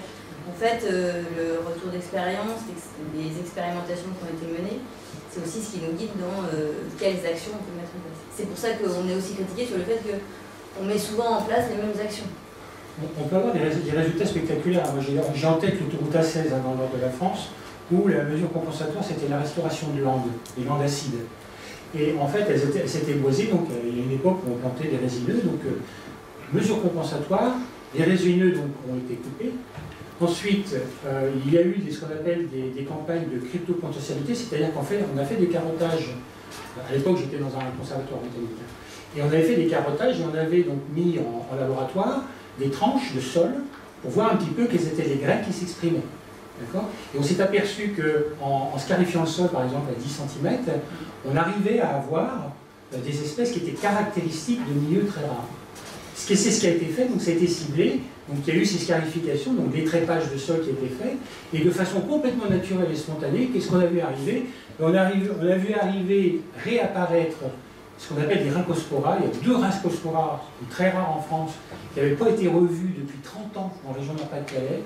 On a trouvé de l'Hypericommelodes, etc. Des espèces qui avaient disparu depuis 30 ans, complètement naturellement.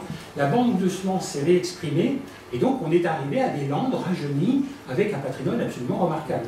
Là, pour le coup, on est sur une vraie... Enfin, je suis désolé, mais on est quand même sur une vraie mesure compensatoire. Pour moi, c'est efficace. S'ils n'avaient pas fait ça, on n'aurait jamais retrouvé ces espèces-là. Je dis ça pour avoir une note d'optimiste un petit peu aussi, mais on est capable, grâce à des... Alors d'abord, il faut des experts, il faut des gens qui connaissent parfaitement l'écologie des espèces, les écosystèmes, etc. Et grâce à des actions chirurgicales bien maîtrisées, etc., on peut arriver à faire des choses avec une naturalité maximale, parce que les espèces qui ont réapparu, personne ne les a mises, hein, elles sont réapparues totalement naturellement. Vous voyez ? Voilà. Oui, merci pour ces interventions. Je trouve que c'est très intéressant et ça me fait venir à quelques petites remarques, peut-être de caractère un peu personnel, mais qui permettront peut-être de faire réagir. On savait que moi, le terme compensation pose un petit problème. Moi, j'ai entendu Mme Follier qui parlait d'impact, enfin de limiter les impacts. Je trouve que c'est peut-être plus juste parce que quand on est dans un espace à 3 dimensions, finalement, qui est fini, je pense que la notion de compensation n'est pas forcément évidente à démontrer. Compenser, normalement, c'est neutraliser, c'est contrebalancer. Donc, quand on grignote une partie de l'espace, revenir à un état initial, oui, c'est pas trop possible. Donc le terme de limitation des impacts me va bien. Et c'est vrai que quand on regarde ce qui a été fait dans les infrastructures de transport, typiquement, on ne peut pas dire qu'il y ait eu de progrès dans ce domaine, qui pour moi relève plus finalement de l'insertion technico-environnementale, c'est-à-dire qu'on a limité finalement l'impact des effets de coupure. Hein. Concrètement, quand on voit ce qui se passe sur les grandes infrastructures, quand on parle de méthodes de compensation, on dit, voilà, par exemple, on parlait tout à l'heure de certaines espèces d'oiseaux, donc l'oral des genêts. Quand on voit ce qui s'est passé avec Boutargues-Peletière, par exemple, quand on a fait le contournement de Montpellier en ferroviaire, déplacer finalement les zones en termes de compensation, les zones de nidification, ça ne marche pas forcément. Puisque les oiseaux qui viennent pendant des centaines d'années se reproduire à un endroit, vous dites je déplace la zone je compense en déplaçant la zone de nidification, je la mets à 1 km, ils ne viendront pas se reproduire. Ils ne viendront plus. Voilà, tout simplement. On a le même problème avec le dicnet criard, hein, à certains endroits où il y a des infrastructures. Donc, quand on fait des passages à gibier, ben, effectivement, c'est très intéressant, surtout pour les chasseurs, parce qu'ils peuvent se mettre de l'autre côté et puis tirer quand les animaux passent. C'est ce qui s'est passé sur la 39. Donc, tout ça pour dire qu'il y a aussi des effets pervers sur ces logiques de compensation qui sont en fait des limitations d'impact de l'infrastructure. Je rappelle qu'en socio-économie, on est incapable d'évaluer les effets de coupure des infrastructures. On n'intègre pas d'ailleurs dans nos calculs socio-économiques. Donc ça, c'est la première petite remarque. Ensuite, j'ai une autre remarque qui me semble importante, c'est la notion de temporalité. Hein. On parle beaucoup de compensation, évitement, etc. Et puis, on plante des arbres, sauf qu'un arbre, vous le disiez vous-même, hein, 50, 100 ans pour arriver à quelque chose, alors que l'effet qu'on a en termes de destruction est lui immédiat, hein, quand on augmente les concentrations des gaz à effet de serre et autres. C'est aussi vrai si on regarde ce qui se passe d'un point de vue purement opérationnel. On prend le transport aérien, par exemple, actuellement on a 4 milliards de passagers. Dans moins de 20 ans, on en aura 8 milliards. On va doubler. Ma fille part bosser aux États-Unis. J'ai acheté son billet d'avion pour Los Angeles. J'ai quand même fait la petite démarche compensatoire, c'est-à-dire que j'ai racheté son CO2. J'ai racheté pour moins de 10 € de CO2. Alors qu'elle va produire sur son aller-retour, j'ai fait le calcul, pas moins de 2 millions de tonnes de CO2. Donc ça pose aussi une question fondamentale du prix qu'on donne à cette valeur compensatoire dans les déplacements en termes de transport, entre autres. Et le prix actuellement, il est ridicule. Il est ridicule. C'est-à-dire que si vous faites le ratio des 10 € rapportés aux 2 millions de tonnes qu'elle va générer sur son aller-retour, vous voyez que la valeur finalement de la compensation est totalement ridicule. Donc, voilà, donc, et puis pour terminer, encore une petite remarque sur la hiérarchie des espèces. Vous parliez des orties tout à l'heure. C'est toute la question, mais c'est un débat qui renvoie plus à une notion de philosophie, je pense, hein, sur comment considérer qu'on peut nous-mêmes hiérarchiser des espèces. Je rappelle quand même une chose qui est importante, c'est que déjà les orties sont très importantes pour la biodiversité et sont aussi des révélateurs de la qualité du sol. Donc dire on va détruire un champ d'orties, ben, le problème c'est que si on détruit un champ d'orties, on pénalise une zone qui est extrêmement riche. Et n'oublions pas que l'ortie, quand lui va mourir, il va aussi permettre de générer encore plus la zone sur laquelle il était. Et puis qu'il va absorber les mauvaises, certaines mauvaises parties de l'acidité du sol. Donc il y a aussi cette question qui me semble importante, qui fait que finalement, est-ce qu'on est nous-mêmes en droit de s'autoriser à hiérarchiser les espèces? Et pour terminer, sur cette hiérarchie d'espèces, vous parlez des espèces protégées, des espèces sur liste rouge, vous avez rappelé le schéma. Hein. Moi je suis ornithologue, hein, en grande partie de mon temps, je m'occupe des oiseaux, à titre personnel. En France, on a déclassé cette année 20 espèces protégées, 20% des espèces protégées pour les autoriser à la chasse. Donc ça pose aussi des questions un peu plus générales sur notre politique environnementale, de dire qu'on met en place des mesures de protection, de compensation, mais que de l'autre côté, on a toujours un couperet qui nous tombe dessus et on va sortir des décrets qui vont nous permettre de déclasser nos espèces protégées pour pouvoir les réduire à néant. Voilà, donc c'est un petit peu ça mes remarques.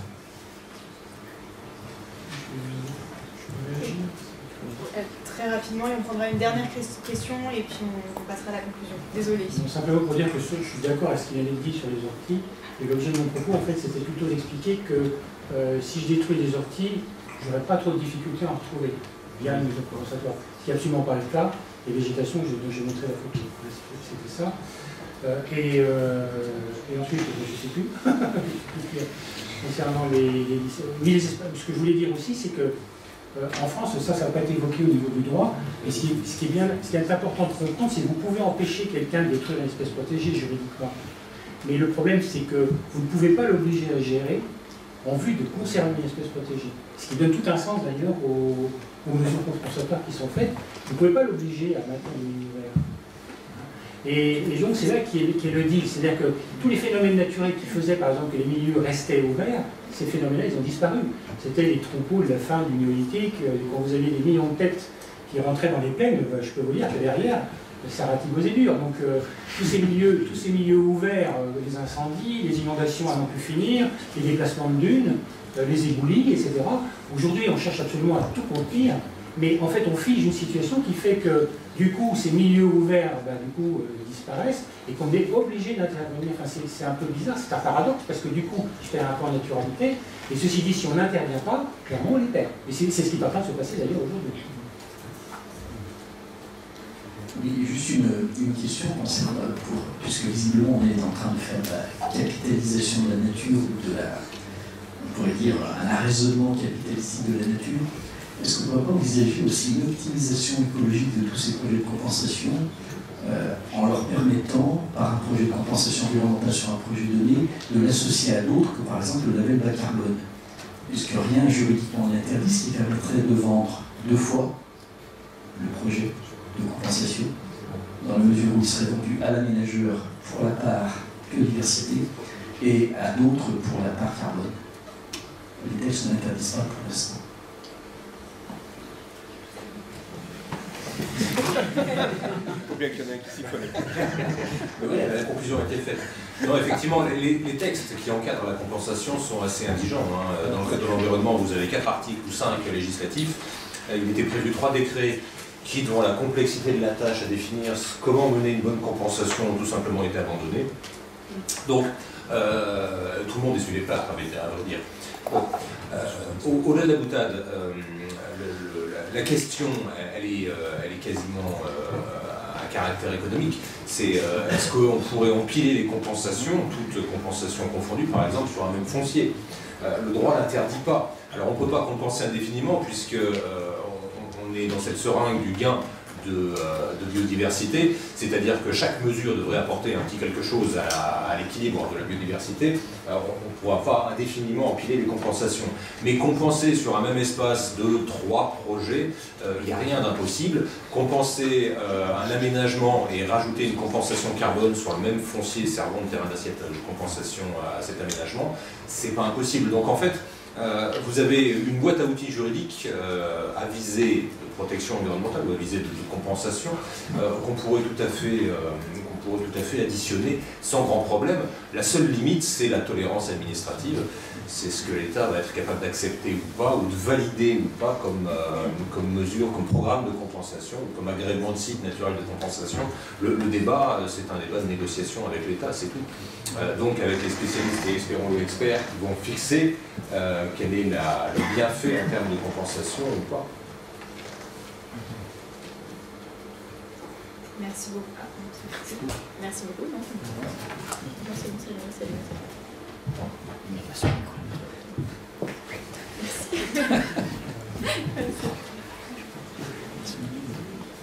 Merci. Je suis désolée de mettre un terme à ce débat très intéressant. Le temps nous rattrape. Je vais laisser Monsieur Love nous faire une présentation, enfin une conclusion finale très rapide. Et je vous laisserai par la suite. Bien, merci. Je suis vraiment satisfait d'avoir beaucoup appris de choses, des interventions de chacun de mes collègues. Alors, malgré donc les différents angles d'attaque, les différentes visions, la question ou non de prendre en compte les valeurs idéologiques qui a semblé nous séparer, bon, j'ai quand même relevé des points d'accord que je vais essayer de restituer. Premièrement, il y a un thème qui a émergé plusieurs fois, c'est la question de la confiance. Finalement, quelque part, la compensation a besoin de confiance, alors que ce soit dans les aspects d'investissement, etc., pour gérer le long terme, le risque financier, donc par l'intermédiaire de tiers, soit fiduciaire ou soit la Caisse des dépôts pour la tradition de gérer comme ça le long terme. Et en même temps, je trouve ça intéressant, peut-être paradoxal, peut-être ça tiré par les cheveux, mais de mettre ça en regard avec la confiance aussi qu'on peut avoir dans le vivant, finalement. Il n'y a pas de bonne mesure de protection de la biodiversité sans une confiance dans le vivant, malgré sa vulnérabilité. C'est ça le paradoxe. Donc finalement, de part et d'autre, ce que je veux dire, c'est qu'il n'y a pas des bons écologues et des méchants, c'est pas quoi, aménageurs, voilà. Il y a d'un côté et de l'autre des acteurs vulnérables et qui ont besoin de confiance. Et alors, confiance dans le vivant, pourquoi? Parce que ce qu'on appelle restaurer un écosystème, un habitat dégradé. Alors, on parle parfois de recréer de la biodiversité, ça me semble très présomptueux. Enfin, on ne peut favoriser une dynamique d'épanouissement de la biodiversité que s'il y en a déjà à la base. Donc, mais en tout cas, ça suppose aussi qu'on admette, dans les deux cas, qu'on ne connaît pas toutes les interactions, tous les paramètres, toutes les associations. On a certains référents, on a certains standards, on a des modèles, etc. Mais dans les deux cas, ça suppose quelque part d'accepter de renoncer à l'idéal d'omniscience ou de maîtrise absolue pour faire confiance, c'est-à-dire déléguer à des chaînes d'associations, que ce soit des acteurs, voilà, des intermédiaires entre l'État, les aménageurs, ou que ce soit les chaînes d'associations du vivant. Quelque part, on ne peut rien faire sans confiance. C'est un petit message d'espoir, puisque la crise écologique, l'érosion de la diversité, la biodiversité, est évidemment quelque chose qui nous prend comme ça, c'est la débâcle. Mais en même temps, voilà, on a besoin de confiance, et ce qui marche ne marche que parce qu'il y a de la confiance. Voilà. Comme ça, on a un point d'accord. Autre point d'accord,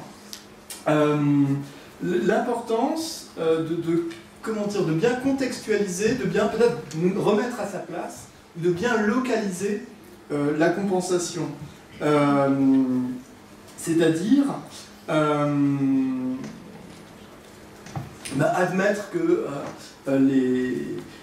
d'une part que les espaces, les habitats, les milieux, commencer par admettre qu'ils ne sont pas équivalents, et que ce n'est qu'à partir du moment où on a commencé à l'admettre qu'on peut commencer à discuter sur les critères de comparaison, de compensabilité ou pas. Voilà, il faut l'admettre dès le départ, et admettre qu'une compensation qui va marcher, qui va être efficace, pertinente, ça va être une compensation qui aura été bien pensée au niveau de son insertion dans les lieux. Donc en ce sens écologique, penser par le milieu, par les milieux, donc localiser la compensation, mais aussi la localiser au sens d'empêcher d'en faire une règle générale finalement. Empêcher que cette mesure limite, ce pis-aller, ne devienne la norme. Ce qui paraît un vrai enjeu, parce que quand on dit comme ça, donc ça a été dit que c'est une mesure administrative, c'est une obligation administrative qui nous tombe comme ça un peu d'en haut, et elle semble être imposée comme une norme qui tend à se généraliser. Or, ça ne peut marcher que si cela n'est pas généralisé, que si c'est associé à d'autres types de mesures, sur le changement de nos modes de vie, sur l'évitement des émissions, etc. Et donc, quelque part, voilà, il s'agit à la fois de la remettre à sa place, mais de bien la cibler quelque part pour qu'elle soit, pertinente.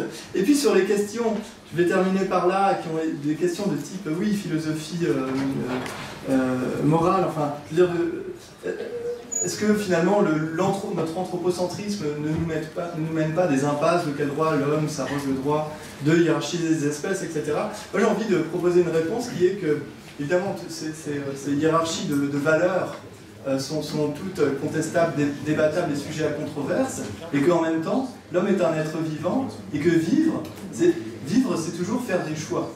Et donc il ne faut jamais renoncer, et pas que chez l'humain, chez toute forme de vie. C'est exclure et admettre, et donc il ne faut jamais renoncer finalement à questionner les valeurs qui président à ces choix. Voilà, je m'arrêterai. Merci beaucoup.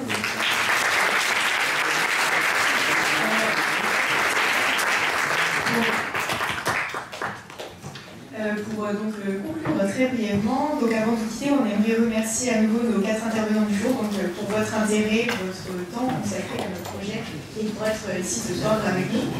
L'AMIC pour nous avoir permis d'organiser ce débat dans cet amphithéâtre, qui est professeur encadrant du Master RIS, donc vous l'aurez dans la préparation, M. Duvetel et M. Bolognet en particulier, les établissements partenaires du Master RIS, toutes les personnes qui ont participé à ce débat, et également M. Sylvain Fioche, donc géographe d'information, qui nous a réalisé une vidéo qu'on vous diffusera dans les jours à venir. Et enfin, vous tous, pour votre attention et votre participation. Et donc, comme nous vous l'avons présenté, donc, cette soirée démarre une série de débats sur le thème de l'environnement qui auront lieu à la même heure et au même lieu les 5 prochains mardis. Donc, nous vous invitons ainsi à venir au débat organisé par nos camarades la semaine prochaine sur le thème de la neutralité carbone en 2050. Donc, vous trouverez l'événement sur la page Facebook du Master Risque et Environnement. Merci beaucoup.